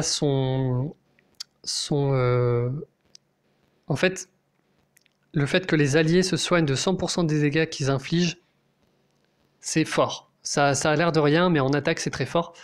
La raison pour laquelle il n'est pas dans le top 7, c'est parce que je trouve que Aegir tank, c'est devenu assez bof. D'ailleurs, il est toujours en A sur le grade 7DD. Moi, je suis plus d'accord avec ce grade-là. Il y a trop de contre Aegir maintenant. Il y a beaucoup trop de contre. Il y a Malozzi, il y a même Sonia. Enfin, trop de contre Aegir. Et en bleu, en plus, il y a Mélindor costumé, il y a Kaedmon, il y a Zéline qui lui retire son effet. Enfin bref, moi, c'est un tank, quand je le vois, je me rue dessus et je lui mets une bonne fessée parce que je trouve que c'est vraiment le genre de héros, on peut charger sa mana sur lui. Donc voilà, j'aime pas trop Aegir en défense. En titan, il est pas très très fort. En fait, il est assez anecdotique dans les autres domaines du jeu. Pour moi, il est juste très fort en attaque. Donc en fait, par rapport au grade de 7DD, moi je mettrais plutôt A en attaque et B en défense. Mais encore que, même A en attaque, je suis pas sûr parce que c'est un bon support, mais par contre, il est quand même spécifique, quoi. Il remplacera pas un Inconnu rapide, par exemple. Donc c'est pas un héros prioritaire pour moi. Donc ça c'était... Ok, ça c'était le commentaire de Cédric. Comme tout classement, alors ça c'est Deliox qui dit ça, comme tout classement il ne faut pas l'oublier qu'il est réalisé à un instant T, que les nouveautés apportées par SG, nerf et buff, costume, nouveaux héros, risquent de changer la donne, ça c'est clair. Donc ça je suis totalement d'accord avec Deliox, hein. Faut bien inscrire ce classement dans une temporalité. Alors, Jay Bazinet qui me dit j'aurais bien aimé que tu fasses mention du roi Arthur. Donc ouais, j'aurais pu le mentionner. Faut voir aussi que le classement là, je voulais faire une vidéo qui soit assez courte. Donc je me suis vraiment restreint sur les mentions. C'est vrai que au début j'avais mis plein de mentions et puis je me suis dit ouais mais non, mais au final ça a plus aucun sens. Si mon top 7 ça devient un top 15, ça a plus aucun sens. Donc j'ai fait exprès un peu de retirer des héros. Mais oui, Roi Arthur, j'aurais pu le mentionner. Troll666 qui dit en bleu, Fenrir est aussi très intéressant. Je le préfère à mettre le pu pour avoir les deux. Concernant le nef de Telluria, il est quand même assez violent sur sa CS. Je vais pas parler de la deuxième partie du commentaire, puisque de toute façon ça change à peu près toutes les semaines en ce moment ce qu'ils vont faire sur le nerf de Telluria. En bleu, Fenrir est aussi très intéressant, oui, en attaque. Je le préfère à mettre le puce, oui, en attaque. En défense, je mettrai jamais Fenrir, jamais de la vie, si j'ai mettre le puce. Parce que mettre le puce, même s'il se nerf un peu, là je vais afficher les deux héros quand même, même s'il se nerf un peu lui-même, ça reste un héros qui nécessite une intelligence, puisqu'il fait des dégâts supplémentaires à ceux qui sont en dessous de 50% PV. Donc c'est un finisher. Si on l'utilise pas en finisher, il est très très mauvais. Enfin très très mauvais, il est pas ouf. Mettre... Ok, on va marquer le pu.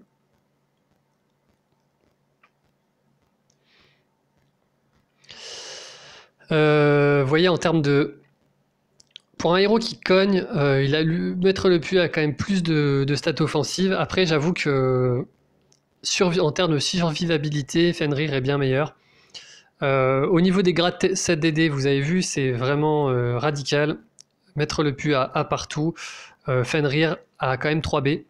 Donc Donc encore, et d'accord avec moi encore une fois ici, donc Fenrir, non, je le mettrai jamais dans un top, mais pour autant, si jamais un jour je le drop, je le up directement parce que comme tu dis, c'est excellent en attaque, mais spécifiquement en attaque. Alors...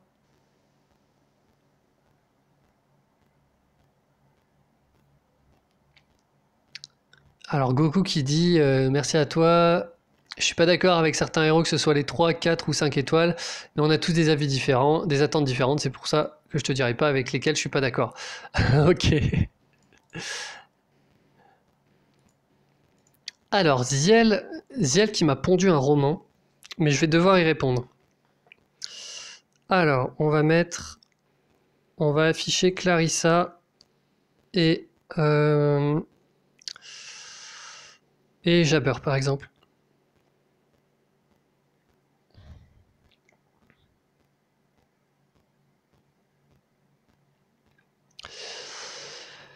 Je suis étonné de la position de Clarissa et surtout de ton argument de la comparaison avec GM que beaucoup font, mais me paraît peu pertinente. D'abord, GM est un rouge et pas un violet. Il n'y a absolument pas la même compétition entre héros dans les deux couleurs. Comme tu le soulignes très bien, SG a sorti un paquet de très bons héros violets, c'est pas le cas en rouge. D'un côté en rouge, c'est un peu le DSR, hors GM justement, et où tu collectes au mieux les bouches-trous quand tu l'as pas avec des héros pas mal non plus, comme Marjana, JF. On a une couleur finalement assez faible. Et plein d'utilitaires qui manquent d'impact. En fait, c'est peut-être pas ça qu'il faudrait que j'affiche. On va déjà regarder les héros 5 étoiles rouges. Je trouve que c'est pertinent comme commentaire de se rendre compte d'un point de vue de la compétition qu'il y a à l'intérieur d'une couleur.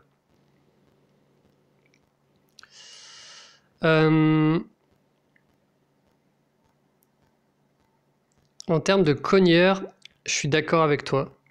Je suis d'accord, bon, il y a tir maintenant quand même. Mais je suis d'accord qu'en termes de cogneur, la couleur rouge est beaucoup plus pauvre que la couleur violette. Ensuite, est-ce qu'il m'a gardé? Non. Clarissa. Donc ensuite, tu dis... Donc c'est vrai qu'il y a Marjana, il y a Kestrel, il y a Tyr. Et après, tu dis de l'autre côté, en violet, on a un paquet de snipers monstrueux, tous aussi forts les uns que les autres. On peut même s'étonner de penser que Kage, qui est un héros absolument brutal, est largement concurrencé par des héros qui sont parmi les meilleurs du jeu, comme Sechat ou Ursena. La Dev Violette amène même un panel encore supérieur avec des héros, avec l'excellent Jabber, qui est un vrai problème à affronter. Je suis d'accord. Jabber, c'est fort. Sechat, c'est fort. Ursena, c'est fort. C'est compliqué en fait. Pour tout avouer, je pense que la frontière entre Sechat et Clarissa est pour moi très très fine. Concernant les grades, dans tous les cas, tous ces héros ils sont en A dans le tableau d'encore. Moi, là où j'aime bien Clarissa, c'est aussi pour le lien élémentaire. Je trouve qu'en plus d'avoir une CS percutante en très rapide, Clarissa a un des meilleurs liens élémentaires du jeu, là où Jabber ne l'a pas par exemple. De toute façon, Jabber, dans tous les cas, je suis fan, j'adore le héros, mais je suis pas fan du fait qu'on peut pas choisir qui on cible en fait. Donc dans certains cas, ça va être intéressant, dans d'autres cas, c'est contraignant. Donc ça reste un héros conditionnel, même si c'est un excellent héros conditionnel. Donc tu dis du coup Clarissa au milieu de tout ça est très loin d'occuper la place privilégiée de GM en rouge, je suis d'accord. Rajoute à ça que les dégâts sont inférieurs. En fait, c'est vrai qu'en rouge, c'est genre, il n'y a pas de compétition, comme tu dis, c'est évident que Gravemaker est un héros à privilégier en rouge. Clarissa, c'est moins évident. Vraiment, moi, je la privilégie. Pourquoi? Parce que pour moi, elle est trop versatile, en fait. Tu l'utilises vraiment partout. Il n'y a qu'en Titan où tu l'utiliseras peut-être moins qu'un autre cogneur, en fait. Mais entre elle et Kageborado, je vais plus souvent utiliser elle que Kageborado. Pourtant, j'adore Kageborado.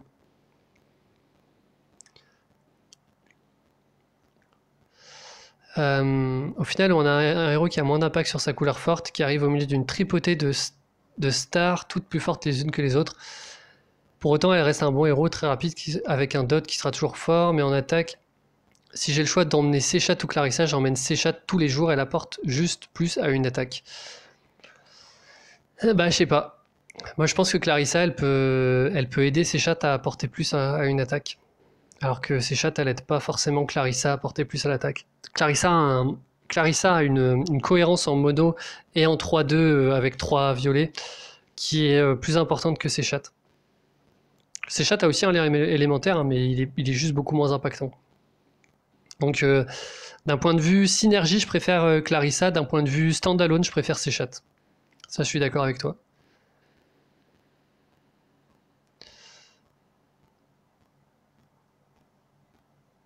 La seule raison que je vois d'emmener Clarissa à la place de Séchat, par exemple, c'est d'avoir un Jabberwock en face. Pour réduire les dégâts avec le lien élémentaire, je pense. Je sais pas. Non, moi, je reste persuadé que Clarissa est forte. Je suis d'accord que c'est un peu dommage qu'elle ait un dot qui soit inférieur à celui du faiseur de tombe. Pour rappel, elle a 224 de dégâts. Je trouve que c'est un peu dommage. Je pense pas que le héros aurait été non plus trop fort avec ça. Mais le truc, c'est que son lien alimentaire est tellement énorme que je pense que c'est pour ça qu'ils se sont sentis obligés de baisser un peu les dégâts. Après, je pense qu'on n'est pas à 30 dégâts près sur un héros comme ça. Le fait qu'elle soit très rapide, pour moi, ça justifie vraiment son usage à peu près partout et tout le temps. Mais en tout cas, vraiment, Ziel, merci pour ton commentaire qui était ultra pertinent, qui était un poil long. Du coup, c'est un peu compliqué là de le prendre en entier, mais très pertinent. Alors, Shura qui dit voici mes remarques. Rouge, je pense que Mitsuko devrait y être, notamment pour contrer Finlay et Vela dans la méta actuelle. Pas mal de youtubeurs évoquent aussi le chat beauté, pourquoi pas.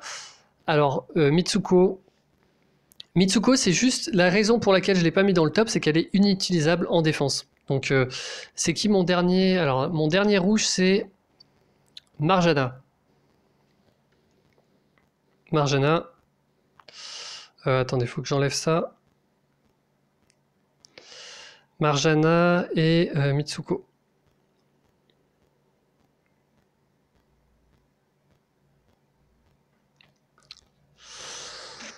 En fait, on a globalement le même profil de perso entre les deux. Mitsuko est un petit peu plus robuste en défense et a un peu plus de dégâts de tuiles.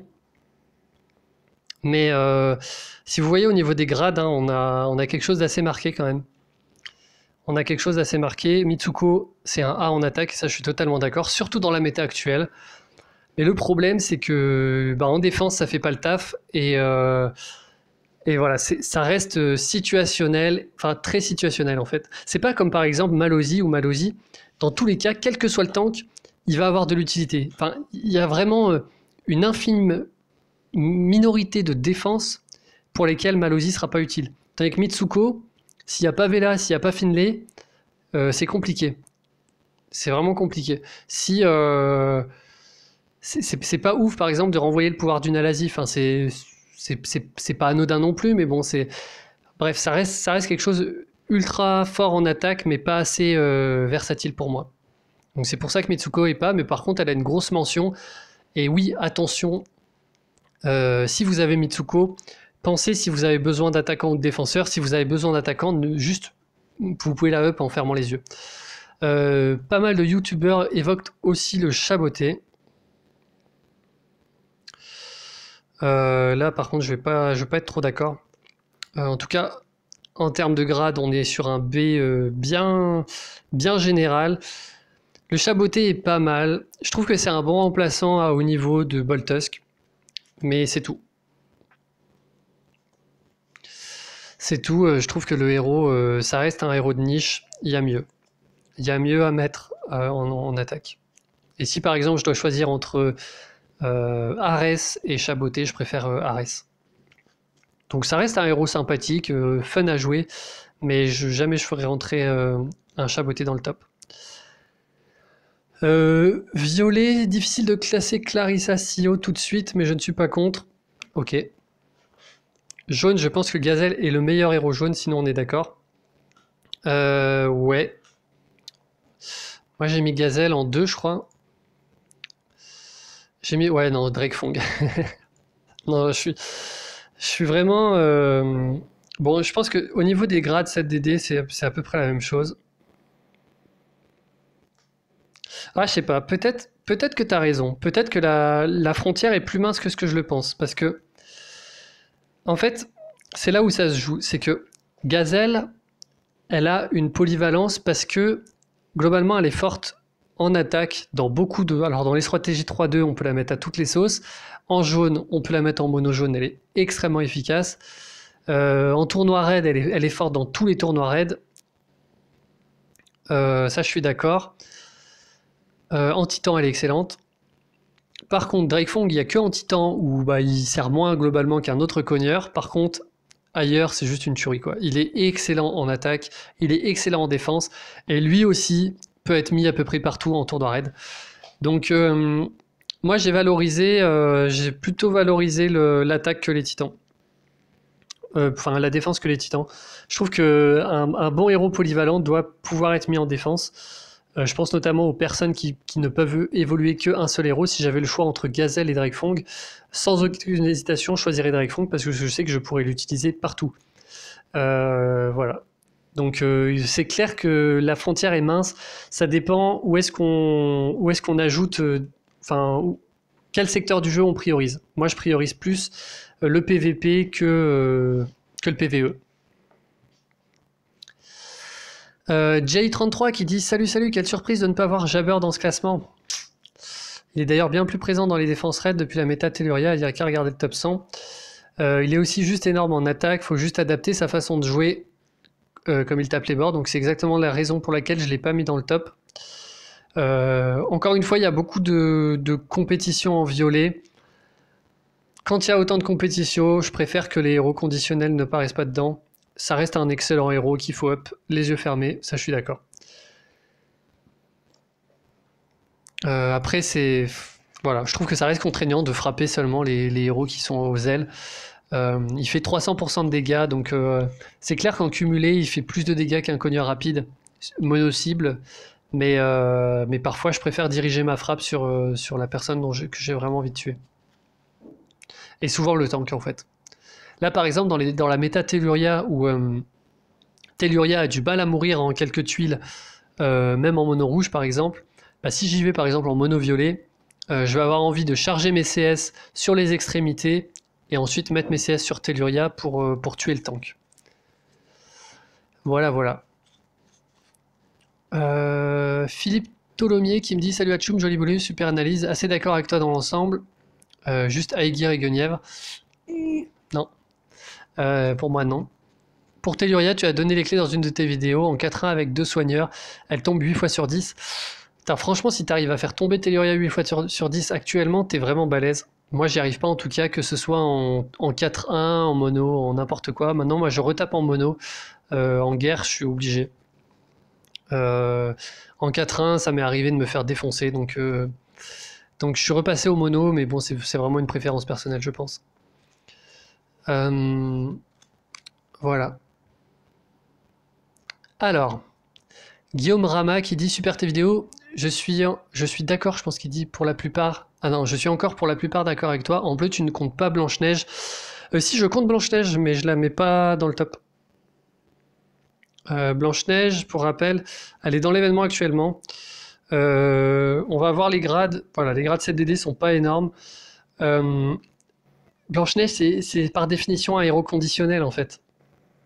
Si l'ennemi a beaucoup de buffs, vous allez faire des gros dégâts. S'il n'a pas beaucoup de buffs, vous n'allez pas faire beaucoup de dégâts. Et ensuite, dissipe tous les bonus et effets négatifs de l'ensemble des alliés et des ennemis. C'est pas mal, mais je sais pas.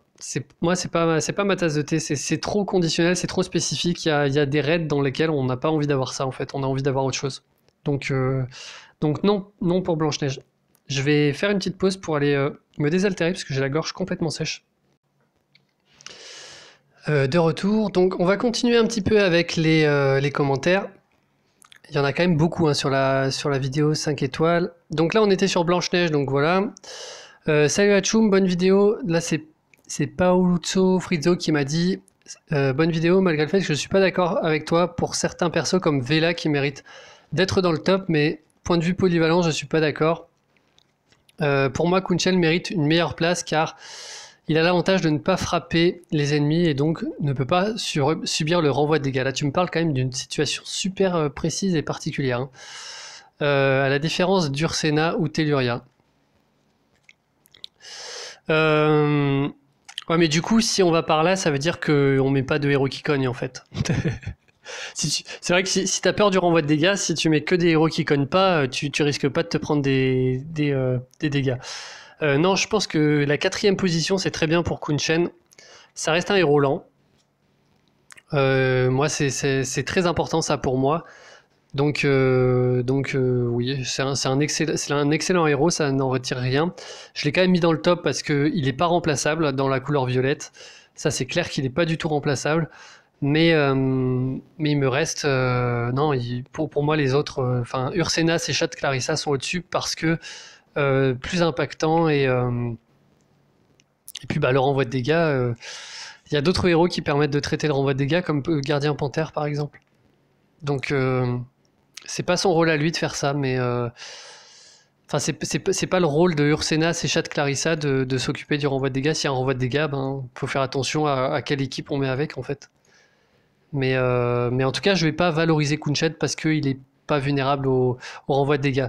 Ensuite, tu parles de Vela et notamment de sa polyvalence. Alors, je vais rajouter Vela. Bon, tant pis, je la compare avec Blanche-Neige. C'est pas très grave. Bah comme tu vois, d'un point de vue polyvalence, elle est quand même plutôt pas mal. Hein. En titan, elle a un A. En fait, en titan, elle a un A parce qu'elle donne des coups critiques à ses alliés. En attaque, elle a un A parce qu'elle donne des coups critiques à ses alliés et qu'elle fait des dégâts qui sont monstrueux. Et ça, vraiment, je sais, Requiem, que t'es pas d'accord avec moi, mais Vela fait des dégâts monstrueux, même en attaque. C'est pas des dégâts qui permettent de tuer une cible, mais c'est des dégâts qui permettent d'affaiblir l'ensemble de l'équipe adverse. Et en plus de ça, en général, quand on prend des héros bleus, on aime bien le faire contre des héros rouges, et elle a une spécificité contre le rouge, donc Vela est excellente en attaque. Ça, pour moi, ça ne fait pas de doute. Et encore est d'accord avec moi, il lui met un A en attaque. En défense, c'est un A+. Donc non, moi je reste sur ma Vela première position. Alors je suis d'accord que Finlay est excellent et pourrait être premier aussi. La frontière est mince. Le truc c'est que Finlay n'est pas tout le temps utile. Vela, même s'il n'y a pas de rouge en face, je peux vous assurer qu'elle est utile. Et elle va, enfin surtout si vous l'utilisez avec d'autres bleus. Finlay, il y a des fois, il va avoir son pouvoir et puis bah, il va y avoir aucun bonus en face, du coup on va devoir attendre ou ce genre de choses, alors qu'il a quand même un debuff de défense. Donc on a envie d'avoir un debuff de défense au moment où on a les autres pouvoirs. Donc Finlay est un peu... Alors c'est pas pour autant, enfin franchement je suis pas en train de dire que Finlay est faible. Hein. Finlay est excellent, mais ce que je veux dire c'est qu'entre les deux ont certaines conditions, mais je pense que Vela globalement... coche plus souvent, on coche plus souvent les conditions de Vela que les conditions de Finlay. Donc c'est pour ça que j'ai mis Vela en 1 et Finlay en 2.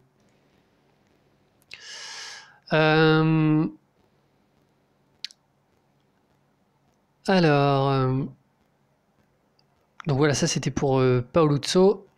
Maintenant, Arnaud Pelmar. Salut à Tchoum, effectivement, je pense que Malousier est un énorme débuffer de tank. Et j'irai même plus loin. Associé à Norn, ça a vraiment réduit, voire rendu obsolète les tanks jaunes, violets. Ouais, faut faire attention à Norn quand même. On parle d'un héros très rapide et d'un héros moyen. Donc les deux ensemble, c'est quand même compliqué.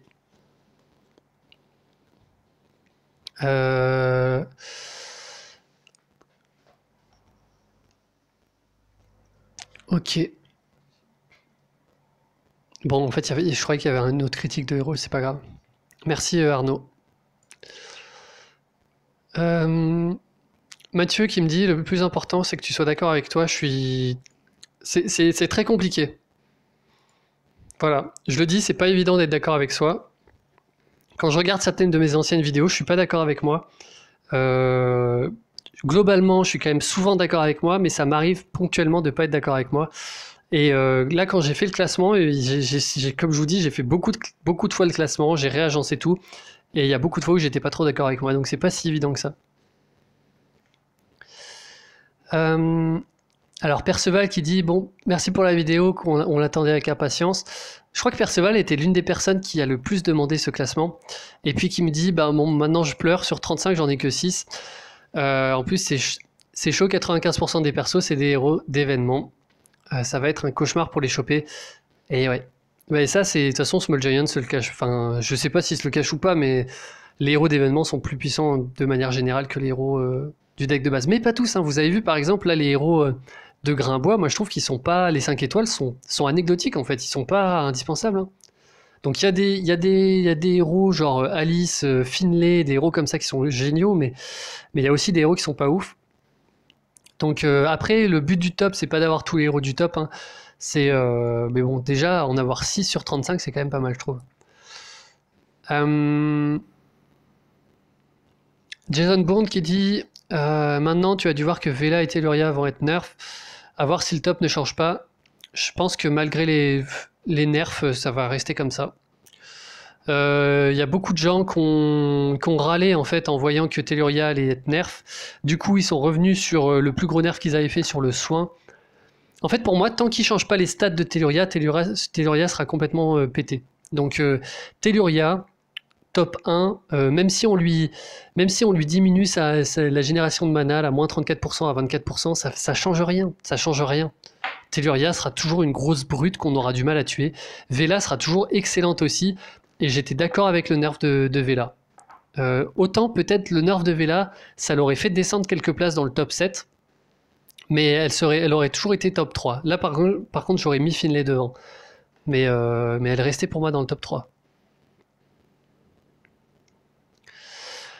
Squall qui me demande Victor mérite-t-il un intérêt?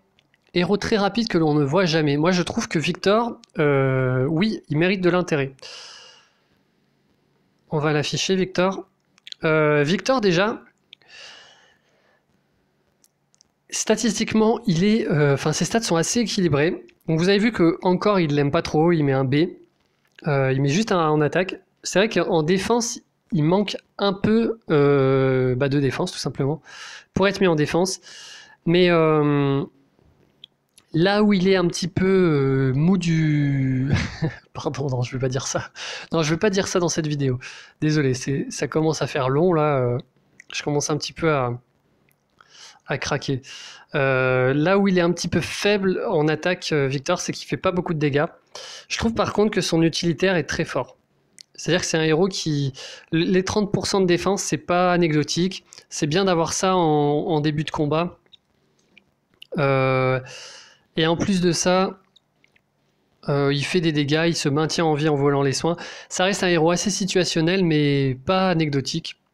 Voilà, c'est bon. Dans tous les cas, ça sera pas un héros du top parce que pour moi, il y a beaucoup mieux en violet, mais ça reste un héros excellent.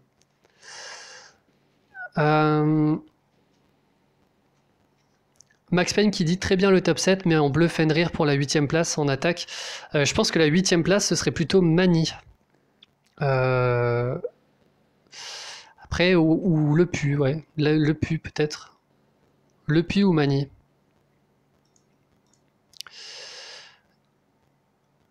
Non, Fenrir, je le mettrais pas. Je le mettrais vraiment pas. Autant si je faisais un top attaque, je pense que Fenrir apparaîtrait dedans. Mais en top global, Fenrir n'apparaît pas. Boria Bogoris, tiens donc, qui m'a fait un commentaire d'une ligne seulement. Donc je vais passer à un autre parce que ça doit pas être le vrai Boria Bogoris. Donc Arnaud qui dit beau travail, je comprends que tu dois creuser la tête pour arriver à classer ces héros et à en éliminer d'autres. Tes arguments s'entendent bien, ton classement est cohérent de mon point de vue. Merci pour cette vidéo. Donc merci beaucoup pour ce genre de commentaires, Arnaud. J'ai pas tout lu les commentaires qui sont comme ça, mais je trouve ça vraiment sympa d'en avoir. Bon, je vais revenir au commentaire de Boria qui me dit « Je pensais que tu aurais mentionné Cadillac, mais il y a tellement de héros forts en vert que je comprends. » Ah, Cadillac, ça manque un peu de... En fait, c'est un support, c'est un bon support, mais il y a tellement des bons supports verts. La couleur verte, c'est une couleur à support. Il y a énormément dans le jeu. Je vais regarder ça, hein, mais... élément, vert, nature, étoile, 5. Alberi, c'est un support. Chapelier fou, c'est un support. Dame Loc, c'est quasiment un support. Dame du lac, c'est un support. Elkanen, non. Evelyn, c'est pas un support, mais c'est un utilitaire aussi. Fée Morgane, il y a quand même une grosse partie support. Grégorion, il y a aussi une grosse partie support. Caméléon, support. Emdal, support. Cadilène, support. Margaret, support. Mère Noël, support. Ratatosker, support. Tarlac, support. Telluria, support. Yuna, non. Zéline, ça se discute. Bon, il y a énormément de supports. Et j'adore Cadilène, mais malheureusement, je pense qu'en termes de support dans le jeu, il y a mieux. Mais le fait d'avoir un support quand même rapide, c'est vrai que c'est quand même assez sympa. À quand ton flop 3 des pires héros du jeu? Peut-être que ça viendra, mais je pense que c'est pas vraiment très pertinent. Et surtout, ça va juste dégoûter les gens qui ont ces héros, en fait. C'est assez... c'est assez... comment dire? C'est assez vicieux, je trouve, de faire ça.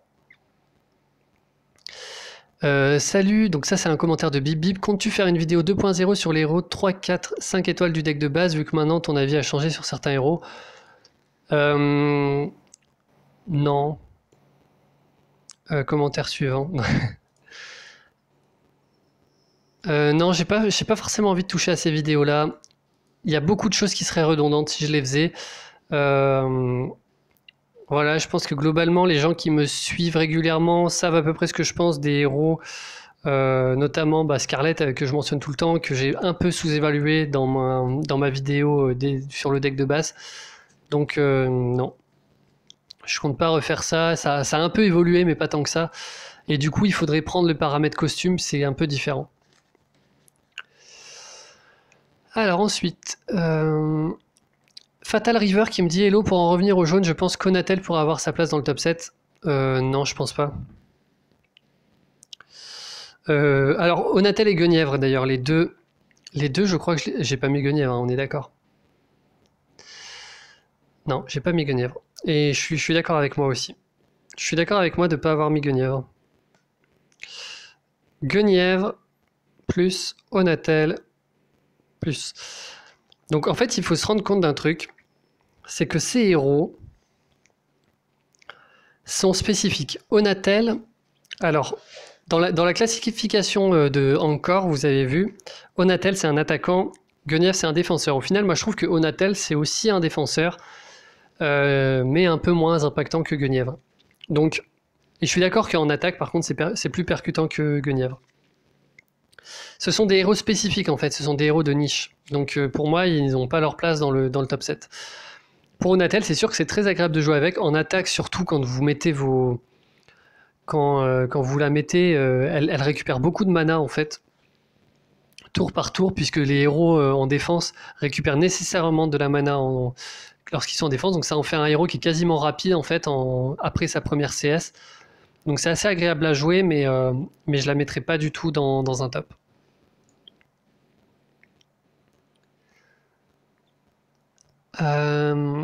Alors, Yutan qui me dit très bonne vidéo, très intéressante me concernant, il n'y a que en rouge, je suis pas d'accord. Pour moi, si Grazul doit être dans le top 7, Mitsuko également, vu que les deux héros sont forts contre les défenses actuelles. C'est pas pareil. Grazul a aussi de l'utilité en défense, ne serait-ce que par ses stats. En plus de ça, Grazul est très rapide, donc c'est deux supports différents, deux utilités différentes, d'autant que Grazul est général, ça veut dire que Grazul par exemple sur Guenièvre c'est fort. Attends, est-ce que ça... On va trouver un autre exemple. Grazul sur... En fait, Mitsuko, ça renvoie le bleu. Grazul, ça immunise contre tous les effets négatifs. Donc ça veut dire que ça a beaucoup plus de domaines d'applicabilité en fait. C'est pour ça que je préfère Grazul dans le top que Mitsuko. Après, dans mon cas par exemple, si j'avais Mitsuko et Grazul, je pense que je ferais Mitsuko en priorité. Mais c'est spécifique à mon deck, c'est pas en termes de polyvalence, Grazul est bien meilleur. Quoique, peut-être que je ferais Grazoul en fait. Je sais pas. Ce serait à discuter. Fanny Duval qui me dit Hello Hachou, merci pour ce classement, ça aide pour choisir les héros à maxer. J'ai juste une question sur les violets, que penses-tu de Grimble? Grimble, je sais pas trop quoi en penser. C'est un bon héros, c'est sûr. C'est pas un super héros, c'est sûr aussi. Il y a énormément de compétitions en violet et Grimble se fait un peu manger par cette compétition-là.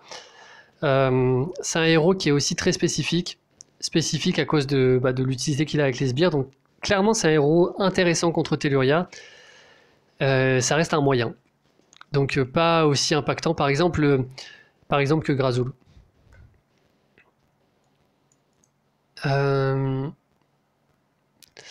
Merci à Chom, belle vidéo encore, merci. Donc ça c'est Stéphane G qui me dit qu'en est-il de Orgal, Quintus et Thorn?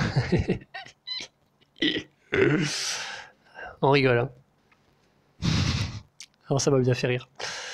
Terry Mathieu qui me dit Musashi mérite d'être dans le top jaune aussi. Alors qui est mon dernier jaune? Est-ce qu'il peut rentrer dans le top 7 jaune? Mon dernier jaune c'est le lapin.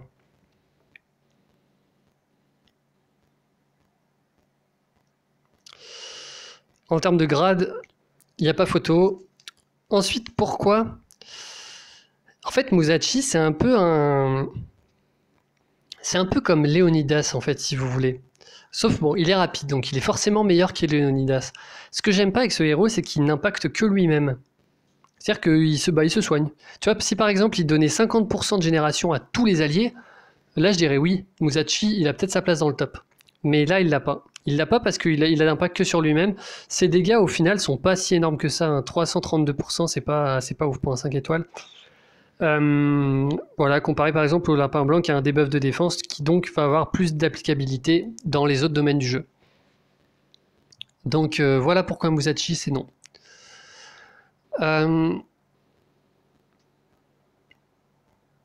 Alors je suis en train de lire en même temps d'autres commentaires. Bon, Yann Gamer qui dit aucune fois tu as mentionné Fenrir, peut-être que tu ne l'as pas encore testé. Non, c'est vraiment pas une question de test hein, là, c'est une question d'analyse. Fenrir, je suis d'accord avec moi là-dessus. Pareil, Barge du 60, super vidéo, même si je suis pas d'accord avec certains choix, tu expliques tes choix et tu argumentes, mais où est Aegir? J'ai un peu de mal à dire. Où est Aegir? Voilà. Aegir, il est, comme je l'ai dit tout à l'heure, hein, il est derrière dans le classement, c'est clair.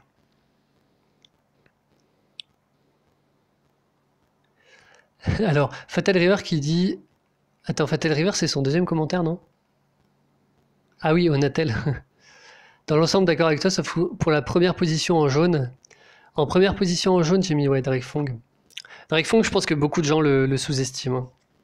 C'est vraiment un délire Drakefong. Et ça, pour vous en convaincre, je vous conseille d'aller voir les vidéos de Encore qui l'utilisent beaucoup en attaque, en défense, partout. Et si vous n'êtes pas convaincu après ça, je pense que je peux rien pour vous.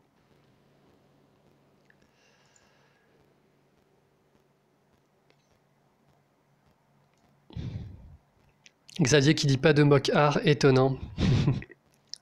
C'est clair. Pietro qui me redit tu parles de Frida mais pas de Arthur, c'est dommage. Ouais. J'aurais dû quand même mentionner Arthur. Il y a d'autres héros que j'aurais dû mentionner. Je crois que ça va venir plus loin dans les commentaires.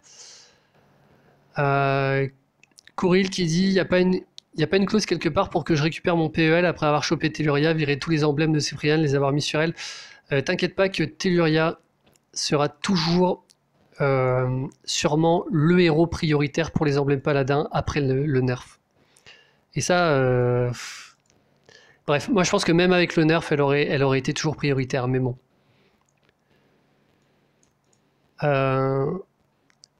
Noam Barou qui dit c'est quoi ta couleur préférée? Moi j'adore dans la vraie vie le bleu. Beaucoup de nuances de bleu qui me plaisent, le bleu turquoise.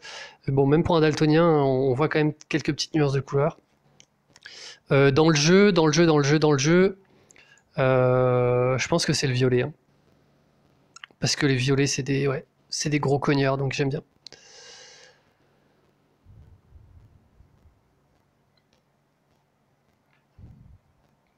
Alors, Gilbert Biellet, pardon. pas évident toujours de lire vos pseudos et noms bien, désolé. J'espère pas trop vous écorcher d'ailleurs. Tu as oublié de mentionner Randvir. Randvir. Alors, comme tu peux le voir, non, j'ai pas oublié de mentionner Randvir. Enfin, c'est même pas de mentionner. Je crois que tu voulais le voir apparaître dans le top 7. Je n'ai pas oublié une donnée pour faire mon classement. C'est... non, vraiment, Randvir... Randvir, c'est un excellent héros titan, c'est tout. Voilà, A+ en titan, après en attaque c'est B, en défense c'est C, en global c'est B, et je suis d'accord avec ça. C'est pas un héros, c'est un héros qui peut faire rater des CS à ses alliés, et ça, faut faire attention avec ce genre de héros. Donc, ça reste un héros très bon, mais c'est pas un héros du top pour moi, parce qu'il y a certaines fois où il va m'embêter.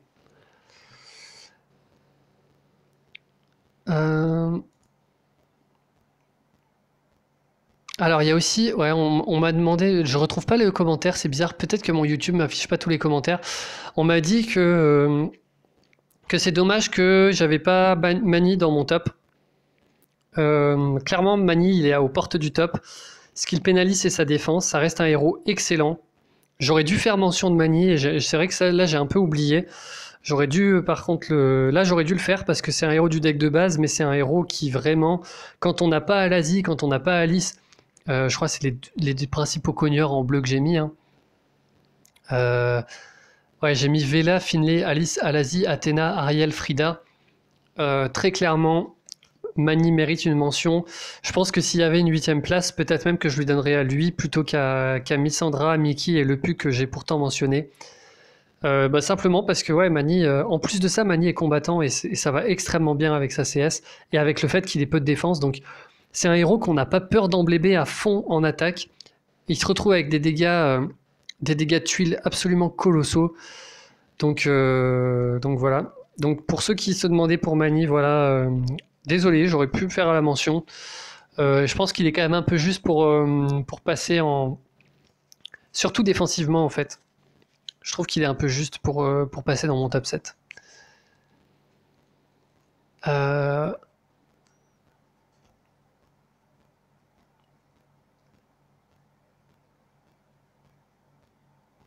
Bon, et puis voilà, j'en ai terminé pour les commentaires sur les héros 5 étoiles. Désolé, j'étais en train de revoir un petit peu, voir si j'oubliais pas quelque chose.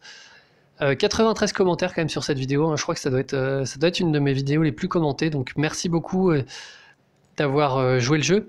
Par contre, bon, je pense qu'il y a beaucoup de gens qui n'ont pas fini la vidéo, là, qui vont pas la regarder jusqu'au bout, mais je vois qu'il y a 1668 vues sur cette vidéo, alors qu'il n'y a que 1100 abonnés à ma chaîne, donc ça veut dire qu'il y a 500 personnes qui me regardent sans être abonnés, c'est absolument intolérable, donc abonnez-vous à ma chaîne s'il vous plaît, ça vous permettra en plus de suivre un petit peu mon activité. Si ça vous a intéressé, je pense qu'il y aura beaucoup d'autres vidéos qui pourront vous intéresser. Voilà, je vous laisse là-dessus. J'ai absolument plus de voix, j'ai trop parlé. Et dites-moi aussi ce que vous pensez en commentaire de ce genre de vidéo, avec un format un peu plus long, mais peut-être un peu plus communautaire. Voilà, ciao.